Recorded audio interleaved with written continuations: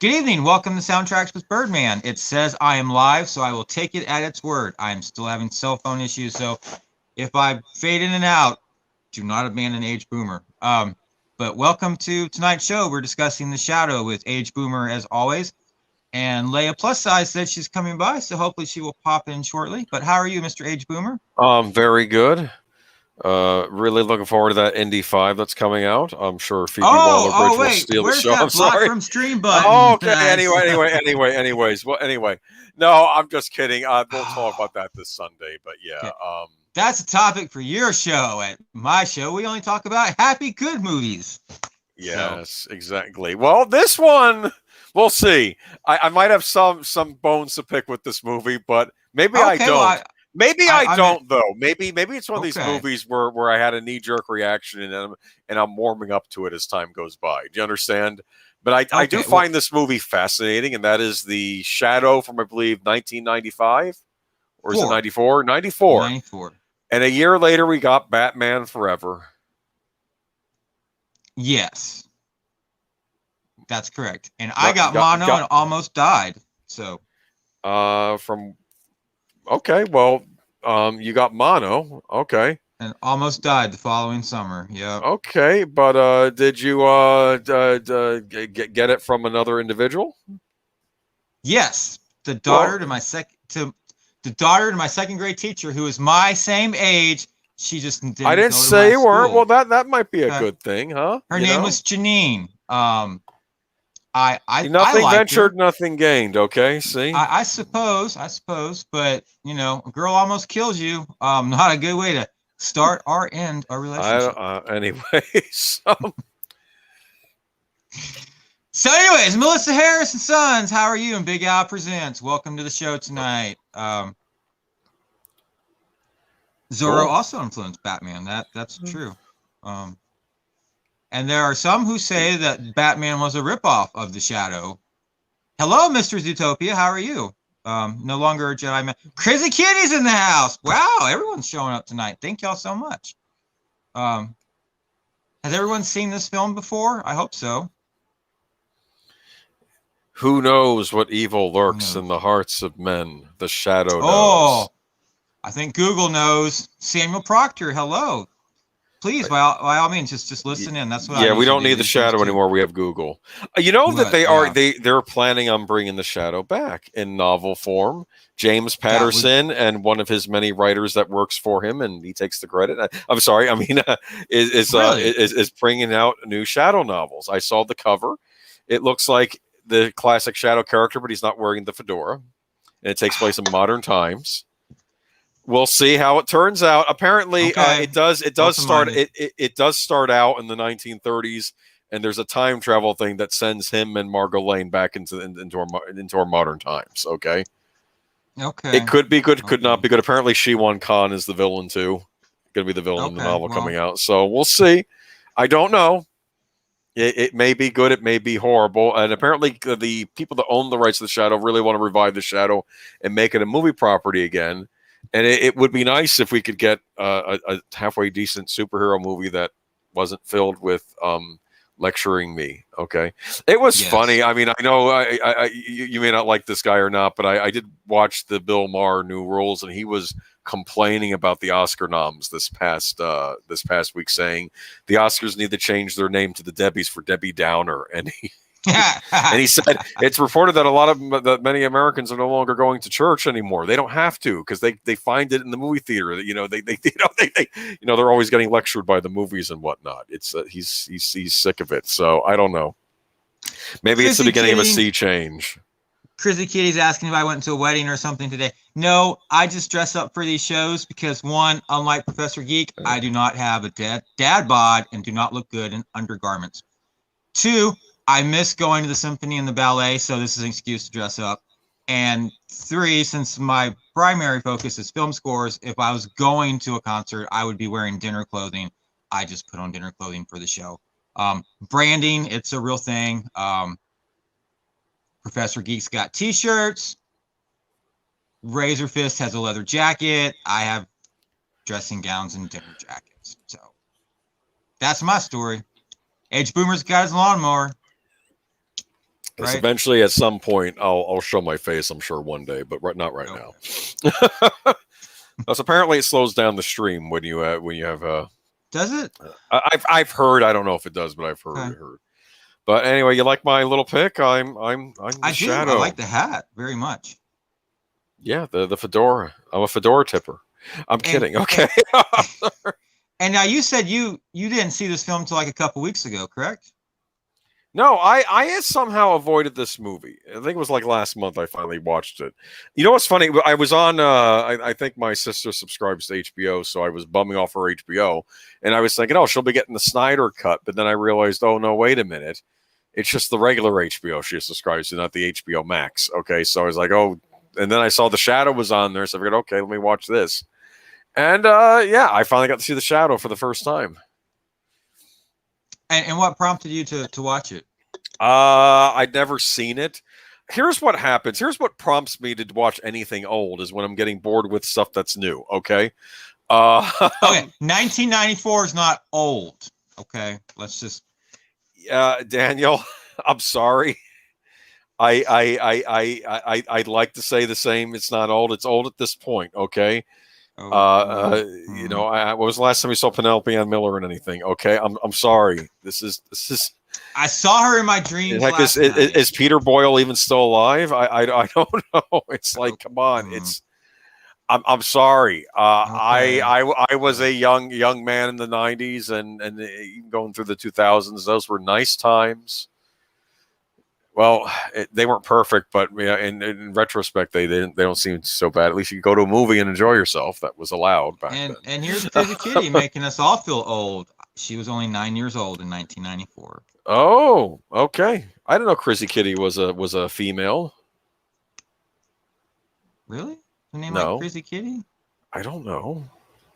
Okay. It reminds me of the beginning of that movie, A Blade in the Dark, when you know the young boys are challenging their friend. They're saying, they throw a ball down this abandoned house's basement. Says, "Go get the ball, chicken. Go get the ball. You're a girl if you don't go down there. Female, you are a female." And it's really bad, like English dubbing over Italian speech. And it's there's much slashing in A Blade in the Dark. Never mind. Anyway. But someone sent you the soundtrack to The Shadow, right? And you listened to it. Yes. Okay. And why? It was awesome, right? Yes, it's Goldsmith, right? It is Goldsmith. It's You have extensive notes on this? For me. Yeah, you have extensive notes on this, I hope. Not extensive, but Jerry Goldsmith had a few other film scores in '94. Angie, which no one has probably seen, but I have listened to the film score. Bad Girls.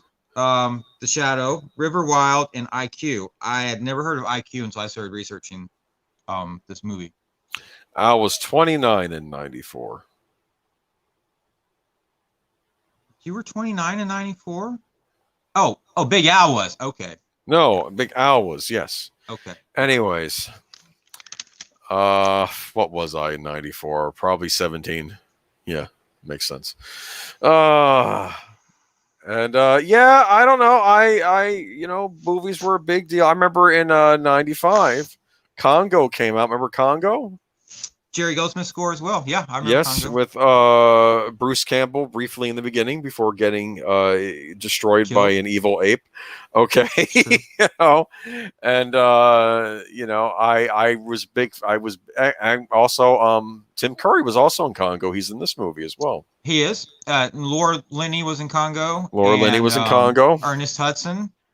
Ernie Hudson. I forget. Probably other actors I know. I just can't think of their names at the moment. Was one of the actors from Nip Tuck in it or something? I don't know. It was.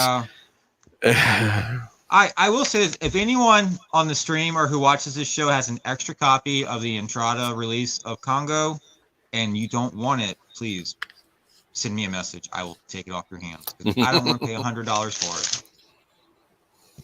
But the main actor on Nip Tuck is married to the woman who played Victoria Winters on the Dark Shadows remake series from the early '90s.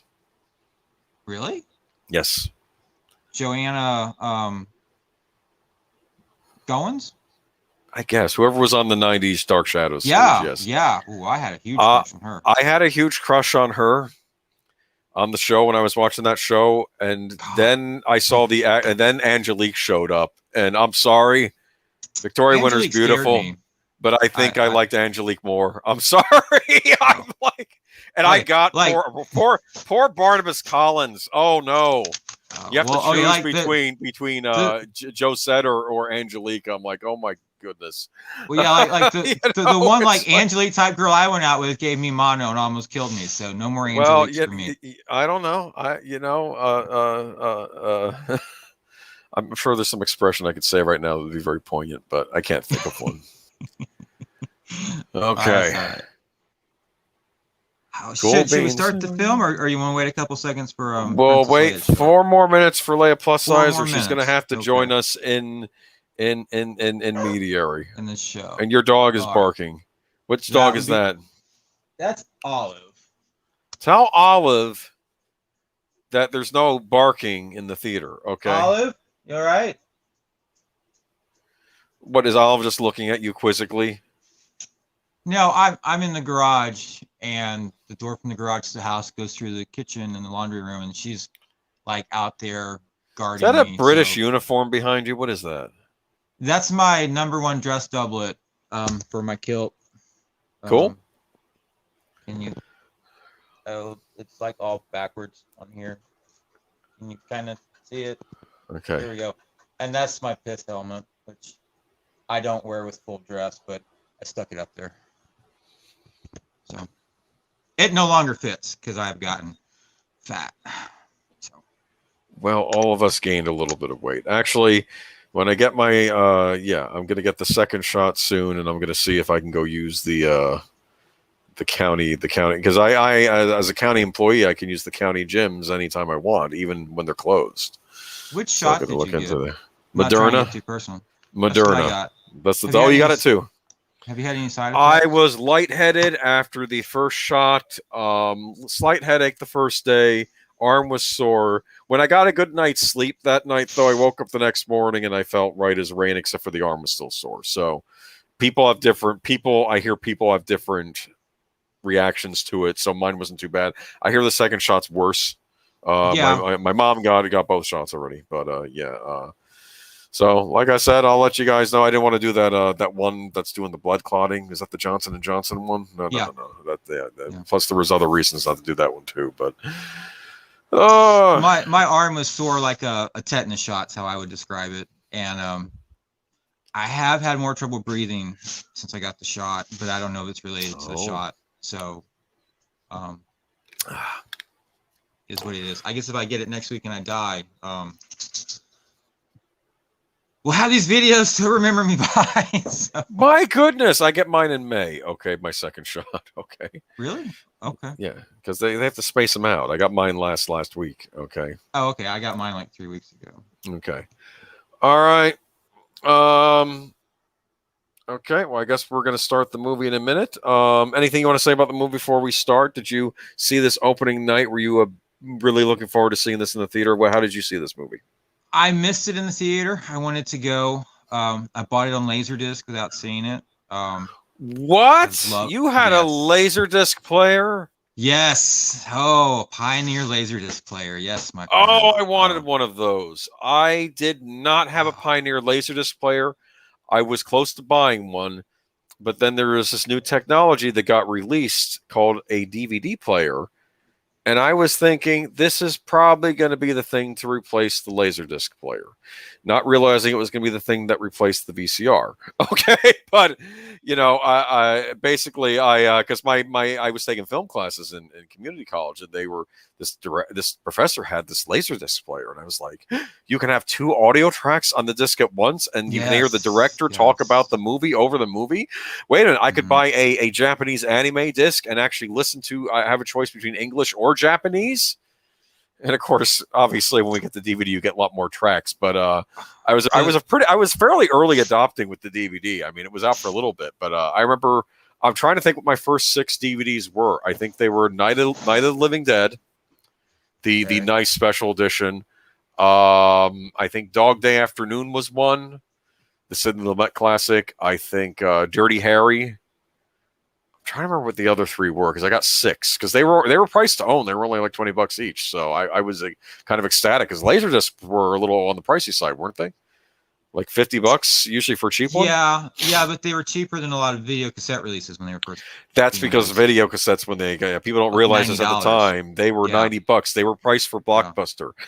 And what happened was the DVD companies went to Blockbuster and they said, hey, we are going to start unveiling DVDs and you can rent the DVDs out. You want to go with the same thing we had with the videotapes, $90. And Blockbuster said, we're not going to be carrying DVDs.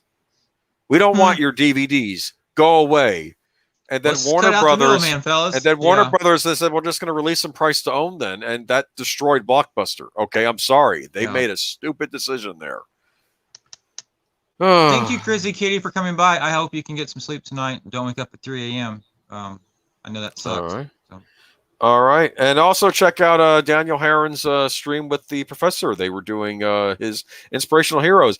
It's interesting you brought up Elliot Ness. I was a big fan of the Untouchables TV show. I think you're right about the second season. They did, and I probably was wondering, was this historically accurate or not? Because I was wondering, because wow, this is going to be kind of that. So he didn't divorce his wife, and he didn't have the affair with he had an affair with the prostitute who also. Yeah. But she didn't want to be a prostitute and say her prayers at night. I remember that episode, and it was just...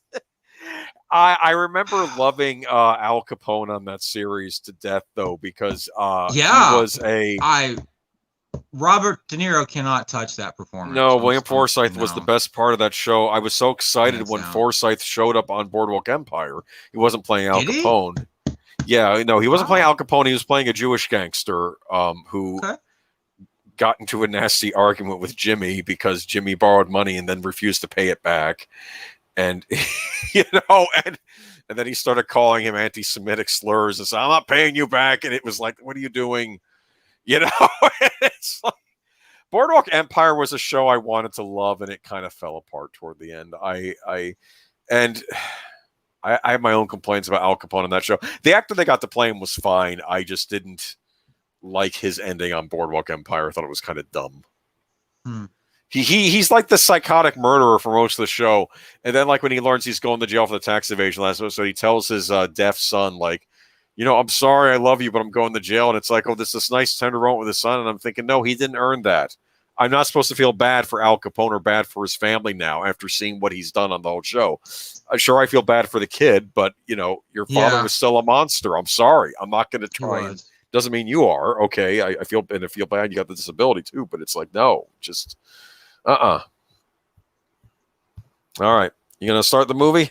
Yeah, we can start the film. All right, I'm at the 1 second mark because the stupid Blu-ray always goes to the 1 second mark for some reason. It's like another show that Paramount did that went kind of off the rails in the second season was War of the Worlds. I didn't watch the show, the War of the Worlds show. Maybe I should have, because I'm a big fan of that book. In fact, that might be my favorite novel. It's a direct sequel to the 53 film. So okay, I still have to watch the 53 Hey, Al, how are you? Yeah, it even starts out with a voiceover. In 1953, Earth experienced a War of the Worlds. Common bacteria stopped the aliens, but it didn't kill them. Instead, they lapsed and stayed a deep hibernation. But anyways, I don't want to get copyright struck, so I'll shut up. What was it? I was an awesome person. But I think the British had a series too that was like a follow-up to War of the Worlds. It was called Tripods, though. And I think it was based on when H.G. Wells originally wrote War of the Worlds, it was supposed to have an alternative ending. Okay. And really? I think the alternative ending was what the artilleryman described about them all going underground and living underground. Then the humans would eventually learn how to fight back against the aliens by capturing one of their machines and re-engineering it and all that stuff. Well, that I think was supposed to be the original ending to War of the Worlds. They weren't going to die of the disease, but I think the editors didn't like that ending, so they made them write the other one. So it's still kind of included with the artillerymen explaining what could be happening. I still like the War of the Worlds as it is, though. I think it's a great book, and I don't. But that would have been an interesting alternative ending, and that's sort of how Tripods took it. Like we didn't win against the Martians, and like we went underground. The human race went underground, and I think that's based on a series of books too. And then Al brings up a good point. Friday the 13th, the series was also a very good show that had nothing to do with the movie. But let's press play before we discuss all great science fiction and TV shows from the 90s. Whatever. Let's just, okay, 3. Are you at the 1 second mark? I'm at 0. Okay, then I'm going to wait a sec. 3, okay. 2, 1, play. Okay. And now I'm going to play, so I think we're about hello, right. Natters Network. How are you? How's the new job going? We just now started. Did my movie not start? Do we got to start again? Did your movie not start? I went through this on Friday, man. Okay, no, I'm sorry. Okay, you all right there? Okay. Oh, I need to put this on earphones. I'm just going to back it up, and we're going to start this over. I'm at the 0 mark now. Look at that. Go back to the 0 mark, Daniel. Give me 1 second. You could always mute it and put the captions on, too, but then you won't get to hear the lovely music. Oh, that defeats the purpose. There we go. Okay, defeats the purpose. I know. Okay. Put the headphones on. There you go. Okay. I actually have two I can still hear it. I can still hear it. I can still hear it. What the hell? Why will technology not work for me? Oh, all right. That's right. I have to figure out how to do what you do because I can never listen to these things with the music on. So I'm always worried it's going to bleed through. Well, I have earphones plugged into the phone. Oh my goodness. See, you're rusty. Are your headphones all right? Okay. Now, okay. Here we go. We're going to hit play. Okay. 3. Are you set up? Yes, Mr. Boomer, I am set up. Okay. 3, 2, 1, play. We have this Universal logo. This might be my favorite of the Universal logos because it's the logo that came on before the Burbs, and I love the Burbs. In fact, does the Burbs have a good score? That was a Jerry Goldsmith score as well. I'm telling you, this is why I love Jerry Goldsmith. His score is on like all my favorite movies. The Burbs will be a good one to do someday. That might be a good summer one. Okay. You know, all right. He's done. Are you getting a second Universal logo now? No. I am. Okay. What do you mean you're getting a second one? Did you get like the modern one and a second one? Yeah. We got to go back. I don't have to go back. You just have to hit No, pause. I don't have to go. No, we're not going to be syncing up. Do the modern logo. When you're done with the modern logo, hit pause, okay? Okay. I know this is riveting for the chat. Yes. I'm sure they're not all skipping over to what are Green Lion Girls up to tonight. Anyway, go ahead. Okay. Anyway, go ahead. Probably a video game. Yes, video games are nice. Okay, are you past the Universal logo? It's still doing the da da da da. Because when it goes to the second one, before the second one, then hit pause. Okay. I'm gonna hit pause. Okay, I hit pause. Okay, 3, 2, 1, play. Okay, this is the here we go. This is the 90s Universal logo. I like it very much. It was on before the Burbs. And the neat thing about that logo was it actually turns into the planet Earth, and you go deep, deep down into North America until we go into a neighborhood. It was one of the neatest effects I ever saw in a movie. I wish they would do that more. No such thing happens to this. We just go straight to the credits. Okay. Universal Pictures presents. Yes. And Jerry Goldsmith did use some synthesizers in this score, but he also used a full orchestra. God bless him for that. The Shadow. And Netters Network says this is riveting YouTube television. Thank you, Netters Network. You say so. You say so. Never argue with a woman on YouTube because you will lose. John Lone, who just came off of The Last Emperor, which is quite the big film a few years prior.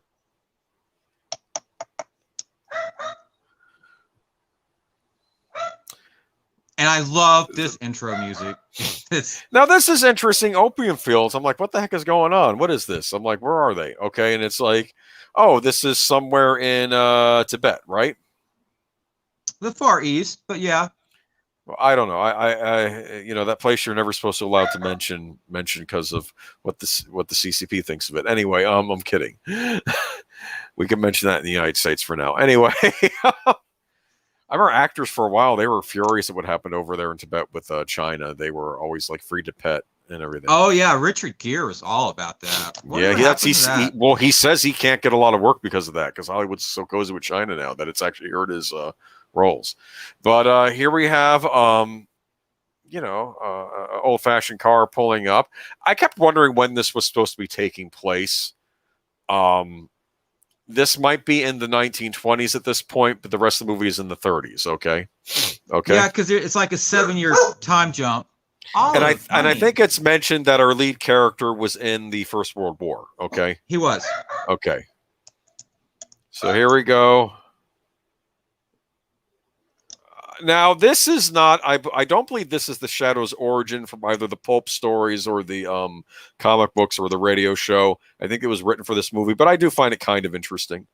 I don't really know what the Shadow's origin is, or if he even had one in those old serials, but... If you go back far enough, he was a French pilot who was disfigured in the war. And he went to I think he went to Egypt to study. And he could... cloud men's mind, and he made himself look not disfigured. It's plus size just got here. Yes. Oh, you want to let her in? Okay. Hello, Leia plus size. How are you? Hello, I'm fine. How are you doing? Good. We're at like almost 4 minutes of the film. Do you want to just start it over for her, or do we just want to tell her the time? Let me see. No, you can. Don't start over. Just tell me where you're at. I'm at 3 minutes, 15 seconds about. Yeah, around 3:16, 3:17. Okay. What part of the movie are we? 3:20. The part in the beginning where the one guy is being held, is holding his good friend with the sword, and he's about to say shoot right through him. You know what I'm saying? It's the beginning part where they're in Tibet, and okay. So 3 minutes 35. It's the part where Alec. Basically, the Shadow is evil. Okay, or Lamont Cranston, the actor. He's a supervillain. Okay, this is the type of guy like. Oh, go ahead. No, continue. Go right ahead. Don't interrupt you. I'm just gonna say I find it interesting, at least in this version of the story. He's basically a villain. He's like a Lex Luthor type, or or even like one of the mobsters that Batman would fight. He's not a good guy. Okay, he's kind of like a Colombian drug lord. I agree. Yeah. And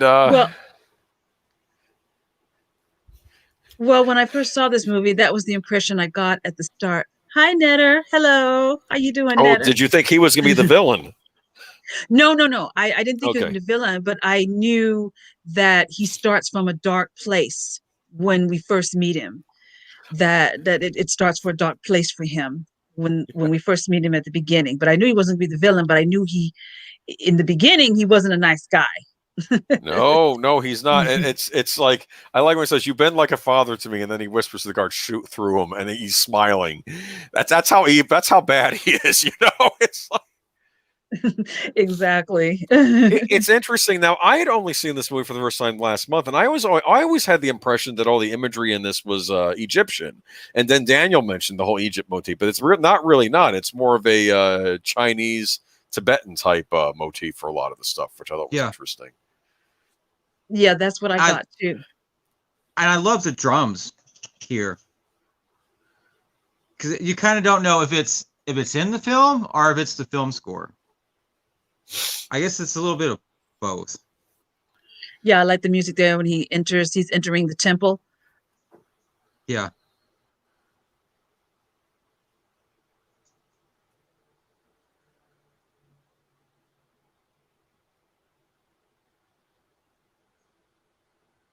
And the CGI they used for the knife was quite groundbreaking for the time. And I think it holds up pretty good today. Do y'all think it does? Yes. Yeah. Yeah. I was wondering if it was CG, actually. I like the effects with the knife. I think that was interesting. Like when I saw this movie, I heard of this character. I didn't know much about him. My dad told me about the radio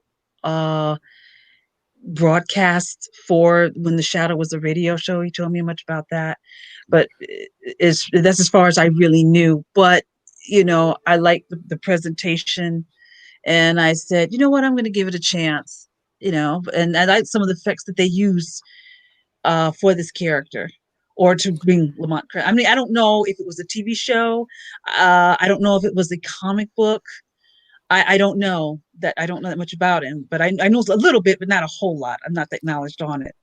I'll be honest with you. I'm not hugely familiar with the Shadow either. He is a character I'd like to learn more about after seeing this movie. I knew about the radio show, of course, because that was a famous radio show. There was a comic book series in the late '90s my brother was reading, and didn't actually get to read it myself, but I think that's where this look of the Shadow comes from. It came from that '90s comic book where they... Was that the Dark Horse comic one?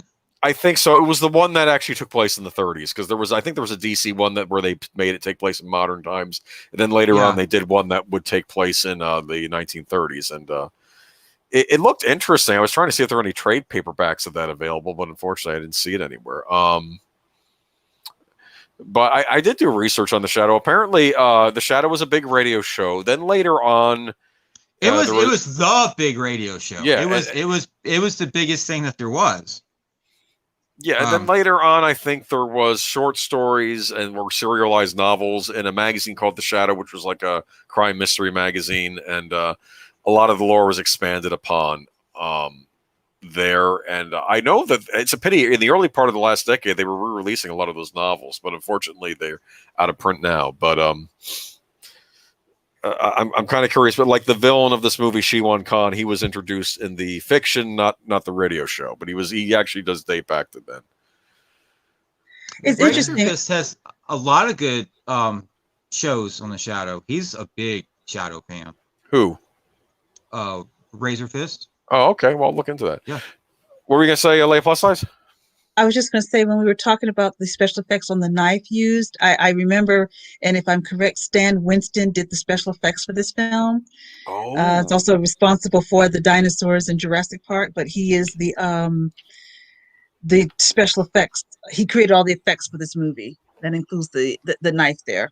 And other films, I know Jurassic Park is one of his films. He's done some other films. Terminator 1, Terminator 2. Yeah. Aliens. Yeah. He showed up. He showed up a lot. He even showed up in smaller productions too. I keep thinking, I think he was involved with the effects in a cult horror movie I like called The Resurrected. I think that was him who was involved in that, but I could be wrong. Maybe he had an effects studio. Maybe they were just involved. So this is what we want to be seeing. I want to see gangsters, and I want to see the Shadow beating them up or killing them or whatever. This is what I want to see. Okay, that's what I think. What I think the Shadow. Yeah, go ahead. I was told that, Alec Baldwin said in an interview when he was doing press for this movie that he predates Bruce Wayne. Yes. Yeah. Now, I don't know that he predates him. I don't know if Bob Kane was influenced by this, but Alec Baldwin said at the time that he predates Bruce Wayne, because at the time this movie came out, Tim Burton's Batman movies were already out. So he was saying how he kind of predates Bruce Wayne in that particular type of character. I believe the Shadow was very influential on Batman, especially the early Batman comics. In fact, if you see some of the early Batman comics, he has the gun. Of course, the Professor says eventually Batman becomes the iconic Batman he knew, but like in the beginning, I think he was more like the Shadow. Like I said, I'm not familiar because I haven't read those early Batman comics, but apparently they did take. I think he did take influence from the Shadow. I mean, they're kind of similar. They're like these dark, scary figures that the criminals are afraid of, right? It's exactly. They're similar. They were. That's what I like. I said, I always, my interpretation of Batman was always he was to strike fear into the criminals. He wasn't a criminal himself. I always thought, maybe I'm wrong because it's changed so much. There's so many different things. But for me personally, I always took it as he was the nightmare to the bad guys, to the villains. Yeah. Because the villains struck fear in normal people, but he struck fear in the villains to fear him. I agree with you. I think, and part of me wants to think that back then, a lot of that was because if you look, what were we coming out of the 1920s, and we had all these larger than life criminals in the newspapers. Al Capone, his nickname was Scarface. You had Dutch Schultz. You had Dillinger, like all these larger than life criminals with these personalities. And I think that, you have characters like Dick Tracy, the Shadow, Batman, where like we need characters that can strike the fear into the criminal. Well, because the criminals are striking fear into the everyday Americans at that time, you know? Right. because they could get away with murder and the press would talk about it and nothing's happening to them though. Al Capone, they got him on, what was it, tax evasion, as they were saying on the professor stream the other night. But yeah. Right, they were getting away with their crimes. Yeah, like you said, they in the example of Al Capone, yeah, they could only get him on tax evasion. That was brought out in the Untouchables movie, and then you had these other gangsters committing these mass murders, and people were afraid. They were afraid of them. They could bully them, and so yeah, around that time we got these heroes that sort of predate. I also like, but we're going to get into it more into the film, these other mystical powers that Lamont Cranston seems to have. That as we make progress to watch these, and I think it's cloud men's minds, I think is a line that's used in this movie. Yeah. We haven't got to his yet. His ability. I don't know that too. I know there's a scene with Jonathan Winters where Jonathan Winters says he's going to go after the shadow, and he sort of wipes his mind that under this like hypnotic control that's not what you're going to do. So he has these mystical powers, like he's a little bit of it. Batman doesn't have mystical powers, but Lamont Cranston does. So I thought that was pretty cool when I saw it at the time, that yeah, he's like Batman, but there's other abilities that he has. That I don't know that, well, you have characters today that have those kind of mystical powers, but they Doctor Strange, I guess, would fall into that category. Yes. Yeah. That's the next one. Is Doctor Strange. But we are more of the science type heroes, right, these days, rather than the mystical, I think. Yeah. But yeah. You'd have guys like Doctor Fate, Doctor Strange, yeah. And I guess the Shadow has a whole mystical thing. Of course, in this movie, they're revealing it. It's almost like a telepathy type thing he's using, right? Like he's making people see things. Yes, right. Yeah. So yeah. I see things and some sort of mind control as well, and the see things part too. Yeah.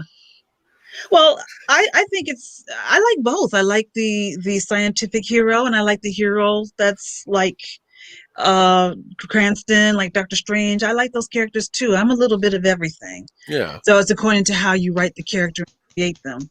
Yeah, it's funny. You get moments like in Avengers Infinity War where Tony Stark speaks to Doctor Strange and tells Spider-Man or whatever, protect the wizards or something, or I don't know, like he said. It was like, because you're thinking this is where we are, okay? Yeah, this is. Oh man, though, but here we have. I love that nose of his, right? Okay. Oh. I'm looking at that nose, and nothing against noses like that. I'm just, it's throwing me off. Well, I think is that the part when it's supposed to be him going into his shadow mode, and then when he comes out of the shadow mode, it's like a fake. It's a fake face. He wears the scarf over his mouth though, so you can't see the face anyway, and he's got the fedora. So, but then why does he need to change his face? But I don't know. Again, this is me. This is my little nitpick of the movie. I'm fine. People are going to be the diehard fans. Like I said, I had not seen this movie till recently. Okay. I do like this. So I saved your life. So now you got to work for me. I kind of like that. It's like, okay, so it's. But it's in the fight again. It's in the fight for the greater good. Okay, and you could have been dead. Okay, so you're a scientist. You'll be useful to me. This guy's a cabbie. He'll be useful to me. I mean, everyone has a use, I guess. Well, I think he's trying to. That's how you get allies. Yeah, and keeps him on.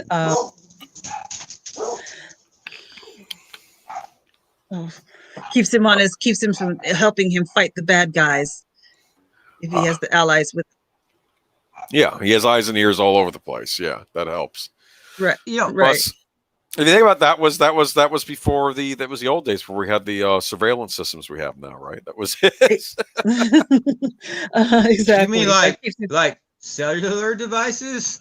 I'm telling you, it'll be interesting. I don't know if this will be any good. Maybe not. Probably not. But I don't know. We'll see. Let's not be negative. But James Patterson's supposed to be bringing the Shadow back in novel form, and I think there's gonna be a time travel thing where he shows up in the modern day. So it'll be interesting if he incorporates modern technology into him being the Shadow, like using cell phones and whatnot. I don't know. It'll be interesting. I don't know if it'll be any good or not, but they are going to be bringing the first novel out later this year. Because I hear what they want to do is they want to bring it back as a movie series too, the people that own it. But we'll see. We got a nice jazz club here, right? Exactly. Yeah. That's my kind of club. Yeah. Got a big band. We got the singer there. I'm just. And I will say this. Usually, like when they throw these songs on the soundtrack, it irritates me because it's taking time away from the score. But I like this song, and I like it on the soundtrack presentation, which is it works odd. in certain movies. Like I love the "Anything Goes" rendition that John Williams did in Temple of Doom. You know, that was that's really neat too.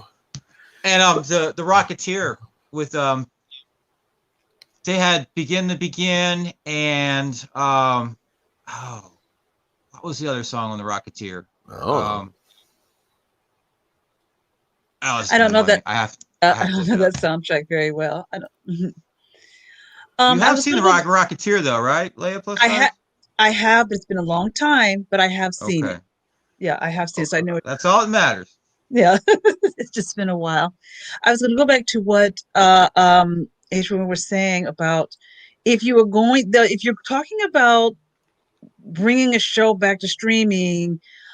This movie, I would pick this because this would be a good one because I like that it's set in the era that it's in, and a lot of people don't know this character very well, and I think it would be a chance to reintroduce him to an audience that's not used to a character like this in a period like this. So I said that this is because when it came out, I think it was underrated when it came out. I think it was an underrated film, but I think at that time everybody was still in the Tim Burton Batman mode and just didn't want to see anything outside of that.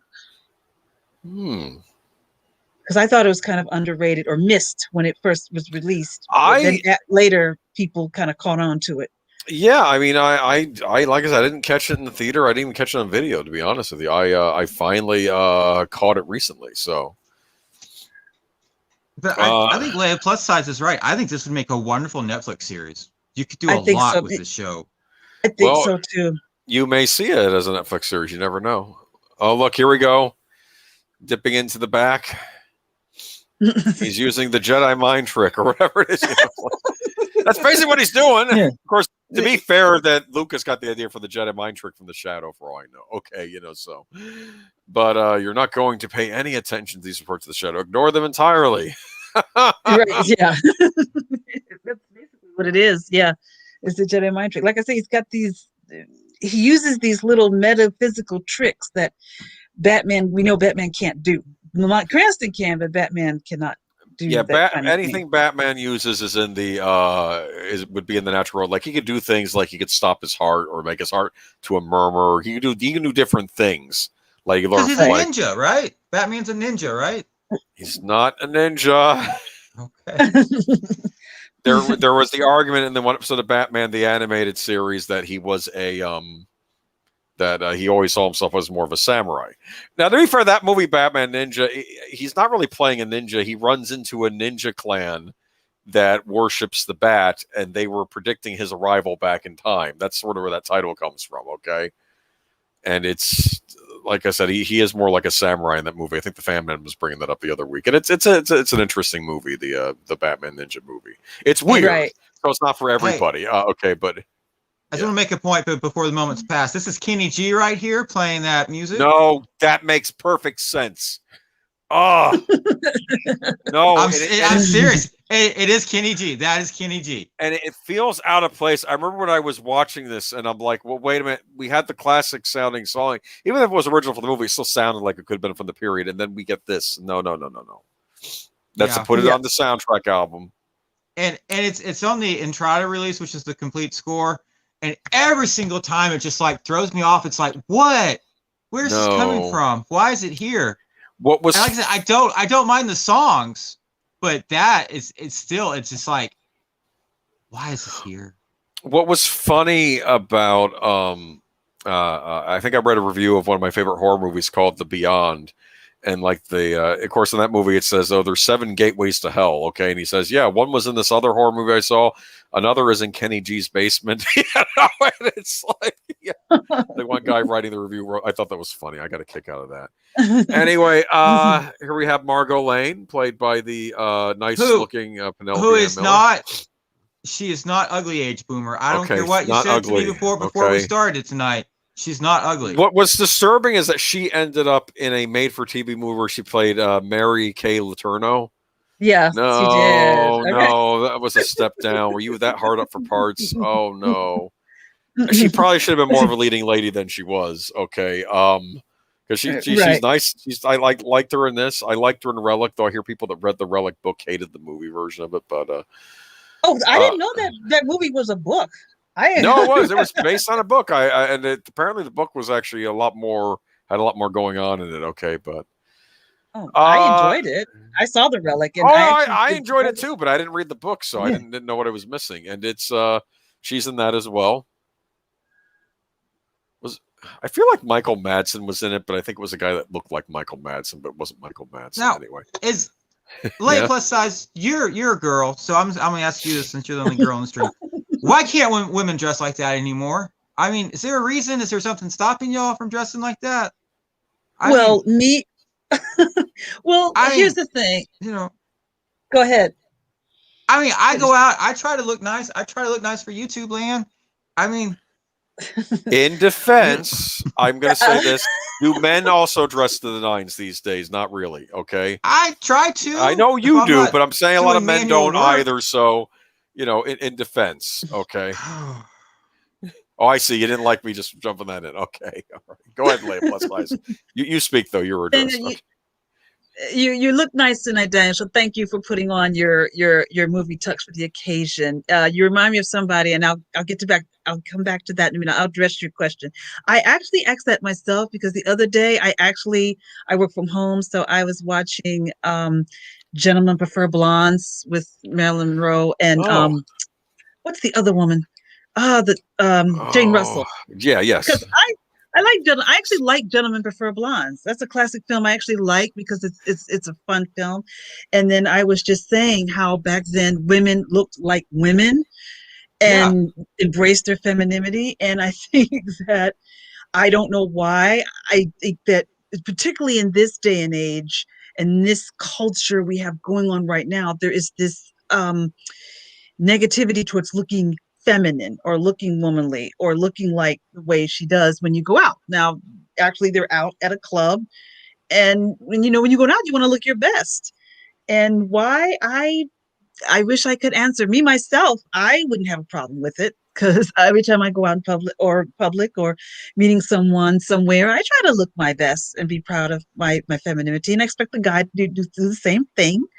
But I that's a good question. Then when I was watching Gentlemen Prefer Blondes, I was just saying how great Monroe and Jane Russell looked, and how back then women looked like women and dressed like women and were very feminine. And particularly in this culture these days, there is this push not to look feminine. I don't know why. I really don't, because me myself, I have to look at myself in the mirror too. So I want to look my best also. So that I don't know. I think it's this I don't know what it's in this culture these days. They just this anti-feminine attitude that they seem to have lately. Well, I also think there's an Oh, go ahead though. There's also an anti-masculine thing out there too, I think too, and it's like both. I don't know them. No, I agree with that too. Yes, I agree with that also. I was at like a hippie place in town a couple weekends ago, and they have a guy like guarding the gate to tell you have to put on a face mask to come in, and he was wearing like an overall dress. It's the best I can describe it, with no shirt on underneath it, and he had long purple hair like mid back and like sandals, and like the overall dress was like rolled up. It was weird, but he had a dog, and I was like, hey, can I pet your dog? And he's like, oh, he has a lot of anxiety. And I thought, I wonder why. I'm sorry. I was like, that's funny. I was like, yeah, I can tell your dog has a lot of anxiety. He's like, I don't know why. He's like scared of everything. I'm like, yeah, okay. Okay. So, all right. So we're about to get introduced to our supervillain here. Yes. And that's Neelix from Star Trek Voyager, right? You're right. Yes. That is him. Yes. And he was in Benson as well. He played one of the guys on Benson. That's as much as I remember. So, if I'm a supervillain trying to do world conquest, I don't know. Why am I shipping myself in an ancient coffin of Genghis Khan to a museum? To absorb this power of Genghis Khan. Is that what he's doing? Yeah, he says it in the film in like 10 minutes. He said, I slept in the sarcophagus of Genghis Khan to absorb his power. And I'm like, wow, that's hardcore, dude. Okay, well, he couldn't have done that back where he was and just gotten a plane ticket. I don't know. Like sometimes you leave your phone charged up a little bit longer just to get a little bit more juice in it, right? I don't know. Okay, I remember the guy that wrote Conan. He wrote a great little story about this guy that apparently there was this meteor that fell to Earth, right? Okay, and Genghis Khan sat near the meteor, and Genghis Khan's mind got imprinted on the meteor, and this guy was this villain of the story was actually kept sitting in the chamber where this meteor was, or this metal was, so he could eventually become Genghis Khan. Do you understand? He would have the exact mind of Genghis Khan, and he could then take over the world. Do you understand? He was trying to become Genghis Khan by getting his mind to. This is weird thing because like Genghis Khan's mind was imprinted on this, and it was just weird. Okay, but anyway, so that's what that reminded me of. Again. Well, I think also there's a mystical part to this movie with these characters. I don't know the villains of the Shadow the way I know the villains of Batman, so I'm not familiar with them. So I don't know if this was someone that was in the video program or someone that was in the comics. But I think they have this. They both have this mystical force that they use.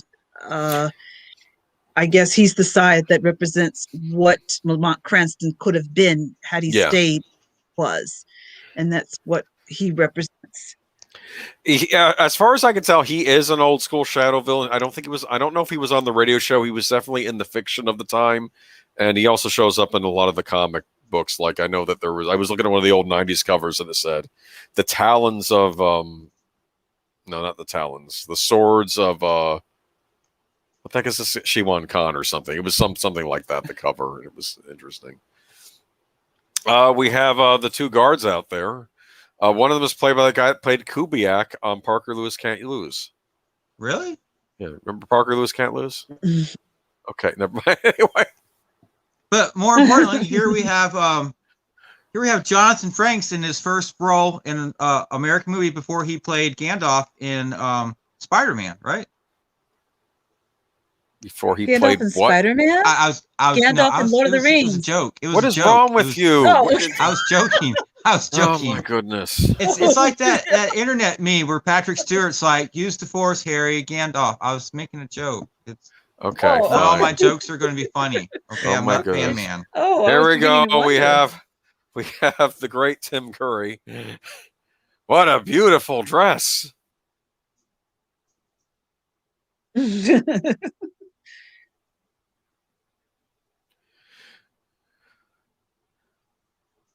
We had a visiting librarian at my library, and she was wearing a wonderful green dress, and I wanted to say beautiful dress, but I don't know, is that considered problematic? Yeah, so I said that dress would have been perfect for St. Patrick's Day. I hope that was sort of complimentary. You know, it's like, I think if you told me if it was a beautiful dress, I wouldn't have not got offended. I think it's sad nowadays that this is where we you can't are, even give a especially if it's someone anymore. you work with. Yeah. But Isn't that awful? I won't compliment someone anymore. I won't. I just can't. But like back in college, I would. Back in what? Oh, go ahead. I say like back in college, if I saw a beautiful girl in like Kmart, I'd buy her flowers, and I go like, "Hi, I think you're beautiful. I bought you these flowers. I don't know what to say now, so I'm gonna like run to my truck." I would, no way in hell I would do that now. No, because you know what? I'd laugh, but it's not like I never did something similar. Okay, you know, like yeah, they don't teach you this stuff. Okay, I'll say this: the baby boomer men, they didn't really teach the younger men anything about dating. Okay, you're having to fend for yourself. Like, I don't know, like that was how smooth Lamont Cranston is in this when he's talking to her. Let's go get Peking duck. Of course, I don't know if that's his hypnosis. If it was just that simple, right? I'm giving a lot. I live in a lot of way, but I think he can't. He can't cloud her mind the way That's he would other right. people. And I think as the movie goes on, we're going to see that. I don't think that was him suggesting to her. I think that she told him, "You knew what I was thinking. That I was thinking about Peking duck. How did you know that?" But to get her to get into her head to eat Peking duck. No, he can't do that. And we'll see as the Oh, film goes okay. on that he can't cloud her, which is probably Not why her she mind.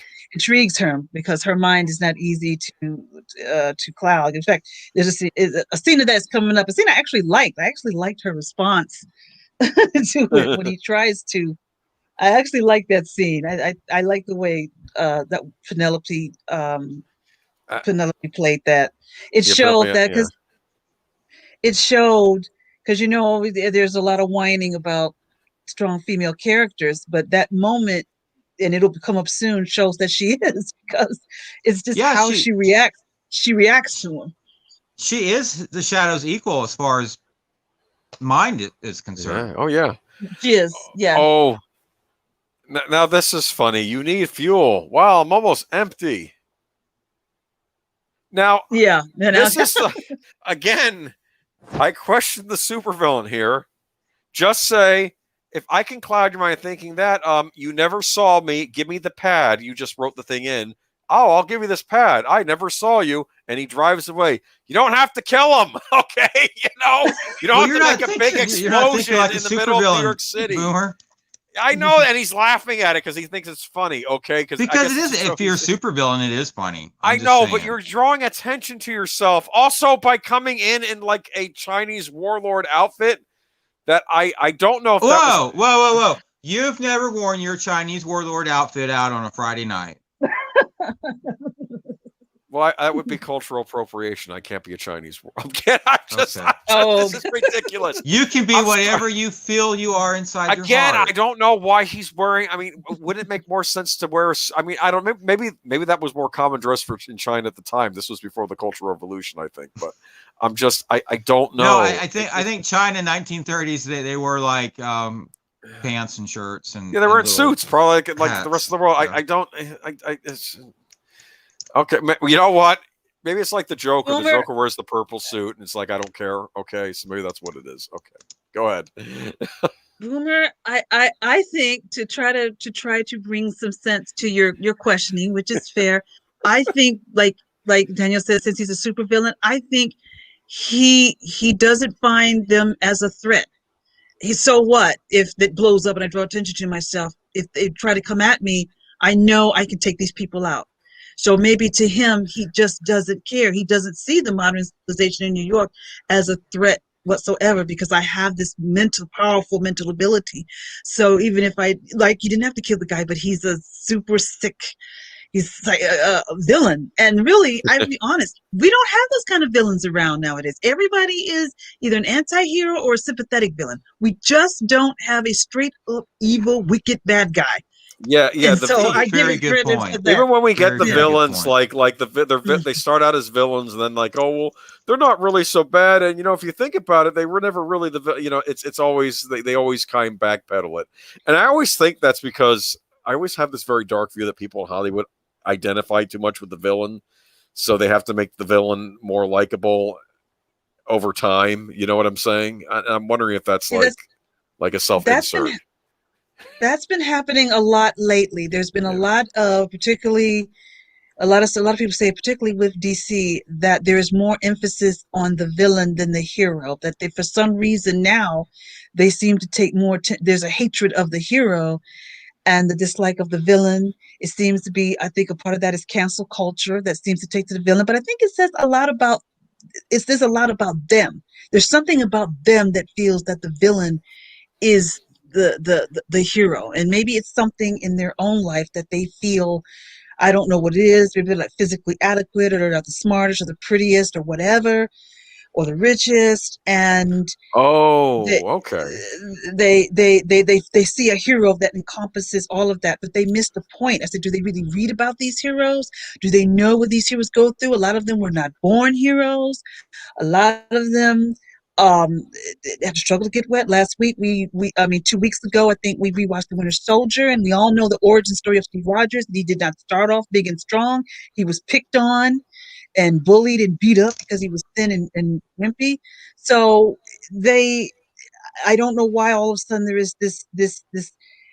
I don't know what they're equating that to. I have to look into it more, but I think it says something about themselves.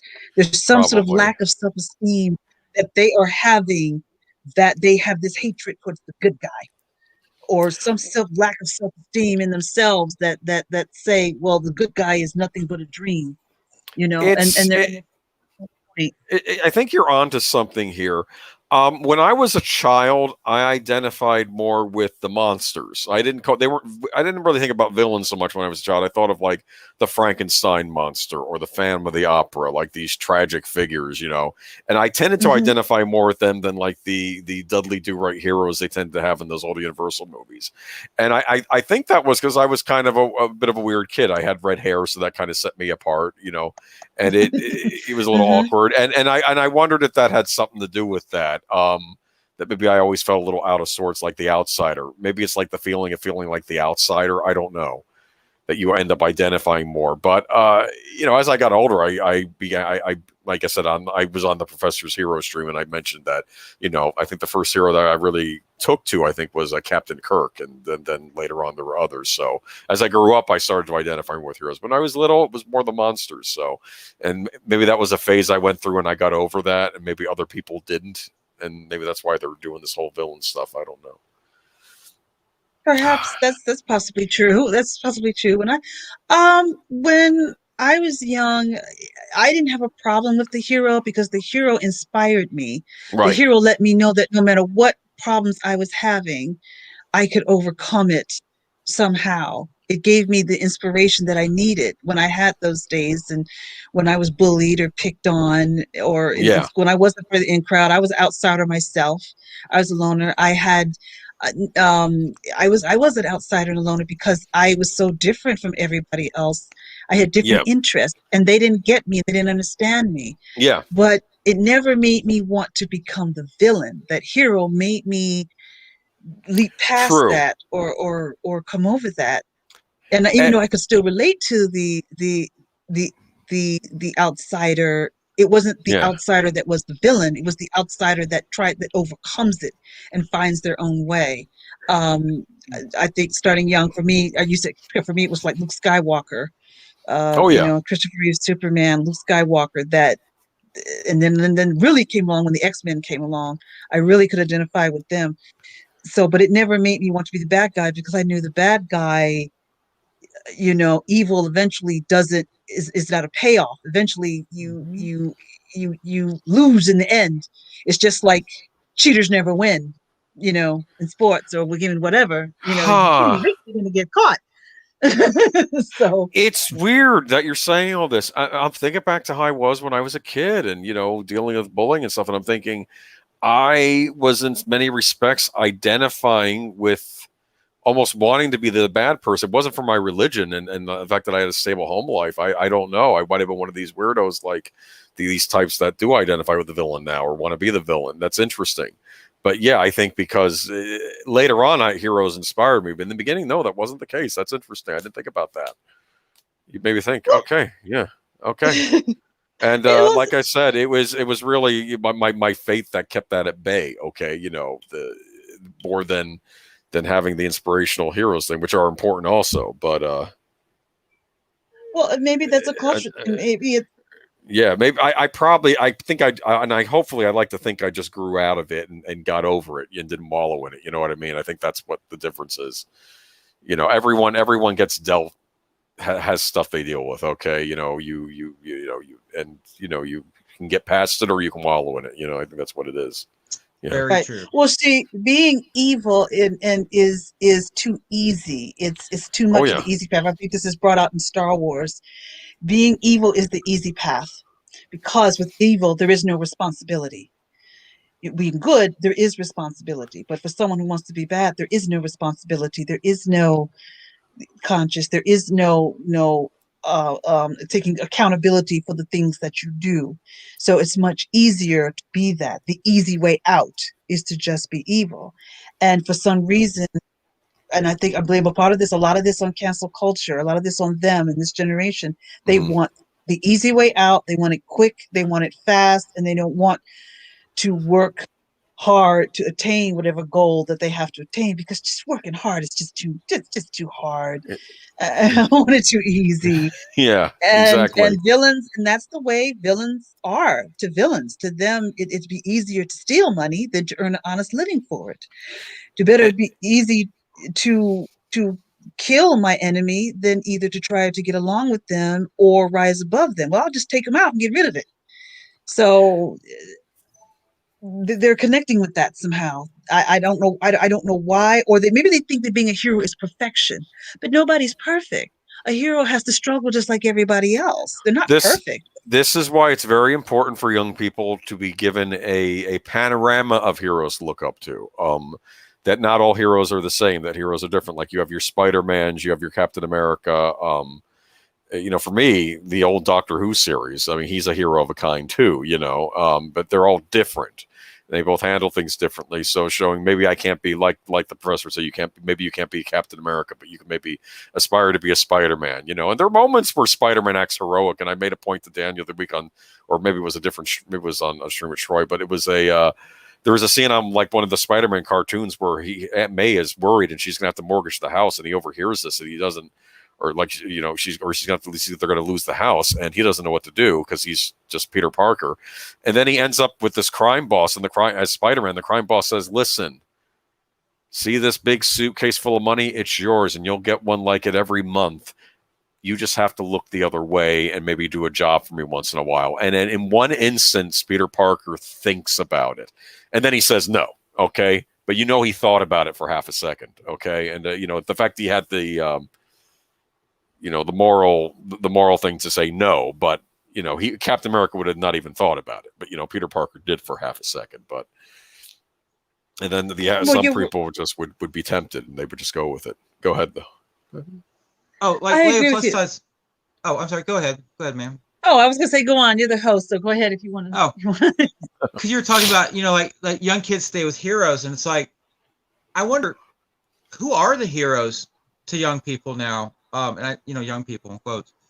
I mean, if it's just people you see on the talk shows, or the people you see on TikTok, or the people you see are the sports stars, those are horrible heroes. Now, I'm not knocking anyone in particular, but I can't think of an athlete that I would admire or try to be like. And I can't think of a TikTok star. You know, I mean, you're putting Gorilla Glue in your hair. Whoa, well, you're a dumbass. You know, but you know, wow, you're awfully popular for being a dumbass. More power to you. But like, we grew up with, you know, Spider-Man, Luke Skywalker, Superman, Captain America, and probably historical figures as well. Abraham Lincoln, Booker T. Washington, George Washington Carver. Henry Ford. But nowadays you can't talk about historical people because they're all just flawed, evil, wrong Satans. I mean, Abraham Lincoln. No, you can't look up to Abraham Lincoln. You can't look up to George Washington. You can't look up. I mean, I don't even know if you can look up to Martin Luther King Jr. anymore. Can you? They're always finding stuff on everybody that was a figure. Yeah. Martin Luther King and other. But no, I know that I forgot who it was. Was it? I forgot who referenced Lincoln as the first martyr president. It might have been Booker T. Washington, but he said he was the country's first martyr president, which I thought was interesting. But what did I want to say though? But you were bringing up characters, though. In this movie, we have two characters that one started out as the evil, a bad guy, the one who, like Leia Plus, I was saying, he took the easy path. The easy path doesn't have to work. He's selling drugs. Okay, you can make a big fortune selling opium. You'll destroy a lot of people's lives by doing it, but you'll make a ton of money, and it's the easy thing now. And he gets reformed almost by force. They tried reforming this guy, and by force. And the same Grandmaster tried doing it with the Shiwan Khan, but then Shiwan Khan got the better of him and killed him. Okay. And it's interesting, when they first met a few minutes ago, you notice how Alec Baldwin is actually, I think he's understanding how to talk to him. Do you understand? Because he was once him, basically, right? Yeah. So it's actually, their conversation is rather cordial when they first meet. Yes, I agree. In that scene, it is. It's not threatening. It's a rather cordial. You're right. They're on the same page and almost respect in a way. Yeah, and Shiwan Khan's basically saying, "Why don't you come work for me? You had a great reputation when you were a villain, and just forget that nonsense. The I guess the Grandmaster was having you learn, or whatever his name was." Yeah. Right. Exactly. To go back to both of your thoughts, Age, you're right. This is what they're missing these days. The people. Well, so first of all, I feel nowadays the people that are the caretakers of these characters, I'm talking about movie studios and writers, do not understand or know these characters or what a hero is. They're not hiring people that love and respect these characters. They're hiring people to present propaganda. So to them, they don't really know what a hero is. As you said, like, for instance, DC wants to make every single character Bruce Wayne. Well, every single character is not Bruce Wayne. Clark Kent or Superman's not Bruce Wayne. Aquaman is not Bruce Wayne. The Green Lantern is not him, but they want to turn them all into him. And anybody that's not Bruce Wayne or not Batman is not what a hero is. And I like what you said. They don't realize there's different kinds of heroes that appeal to you. So like you said, when you gave the example, that's a good one about Spider-Man and Steve Rogers. Like you said, Spider-Man may think about it, but Steve Rogers, we know, would turn away from it. It doesn't mean one is better than the other. It's just meaning it's just their personalities and how they handle things. In the X-Men, for instance, you have a ton of different types of heroes. A good example is you've got Professor X and you've got Magneto. And you've got Eric Slenster. And that's why I like the X-Men, particularly the First Class films, because they're both heroes themselves, but they both go different ways, in how they deal with being mutants. And then you have characters like Wolverine, and then you have characters like Cyclops. They don't know that. They don't know the history to realize there are many different heroes that do many different things. And you have some that like the aspirational hero like myself, and then let them know that it's okay to like the heroes that are anti. Yeah. Because those are good stories as well. Like Magneto's interesting in that he's oftentimes a villain, but he's a villain with honorable qualities, So that's you're kind of conflicted because he's doing the wrong thing, but there's a sense of why he's doing it. He's wrong in his thinking about the world, but he doesn't see it as being evil. You know what I'm saying? Yeah, I think that's what it is. Exactly. Here's the scene I'm talking about. I think we're coming up to it now, where we see just what type of woman she is. Margo Lane is, and Penelope plays this really good right here. She doesn't shrink away or be frightened. In an old movie, she'd be like, "Oh, I need desire." She's like, And I'll say this about her: if you go back to listen to the old radio broadcasts with her, she wasn't just arm candy in the radio show. She was. Like she says, "Are you girlfriend?" But she's kind of like an equal to some degree, even in the radio show, and that was in the 1930s. Right. Like I say, Sherry, when he's just talking to her that way, she says, "Are you drunk?" I don't know what you're talking about. She's not totally scared of him. Like, she doesn't just run and scream for help. She's looking at him. I'm like, why would I want to do that? Or like, are you drunk? Or like, I don't know what you're used to, Mr. Cranston, but I am not this type of woman. Are you drunk? Yes. Yeah, are you drunk? And then he takes off. He just takes off. He can't cloud her mind. You don't know what to do. So, yeah. he can't. Yeah, he can't cloud her. He said, "This is not used to that. He's not used." He tries to give her this hypnotic suggestion and go away, and she goes, "Are you drunk? I don't know what you're talking about. I am not this kind of woman. I don't know what you're used to, but a woman." So back to what you said, even the 30s, she's not what a lot of cancel culture thinks women characters are.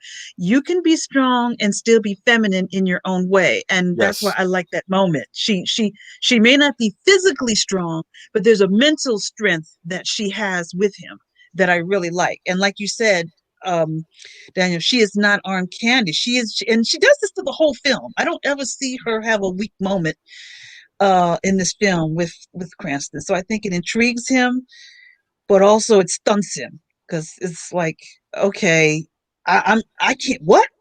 My power isn't working on this woman.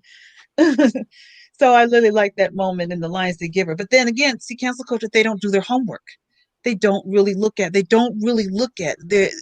what they're seeing, because they're thinking strength is with the fist. I told someone they only see women strong if she can lift a guy twice her size. Strength comes in many different ways. It doesn't have to be the physical. It doesn't have to be that you can drop kick a guy in the nuts through the window. That's not what strength is. There's other ways to show it, but they don't see that. They don't take the time to look at films and really see that. Very true. And having to put another person down so you can feel better, that's not strength either. And no, that happens a lot, where one character has to put down the other character, or the other character has to be a buffoon. How is that helpful for anybody? If you and I are in a relationship and I have to be a buffoon and you have to take care of me, like, oh, well, Birdman, like, tie your shoes before you go outside. Like, oh, yeah, I forgot to tie my shoes again. What the hell is that? But did we like his quip right there? Next time you get to be on top. Yeah. I'm sorry. I agree with you, Danny. That's happening too much lately. I'm seeing that in so much of my entertainment, and now in the genre, particularly of comic book movies or films based on comic books. I'm seeing a lot of that when they feel one has to down the other to make the one look good, and I don't like that. That's not entertaining to me. And like you said, it's not courage, it's not strength, it's not strong, it's not. I like this little moment here with I kind of like this. What is it? He steps out of his shadow, or the shadow figure, the image. I thought that was cool. Yeah. The only thing he can't hide is his shadow. Right. But here he comes out of it. He steps out the wall. Oh yeah, out of the wall. Coming out. Is the shadow on the wall? And because he steps out of it, like he steps away from it. I don't. But whatever it was, I thought it was a pretty cool move for him to do. Oh, look, they're laughing. It's gonna be the last laugh they have, right? Uh-oh. Yeah. Look at this.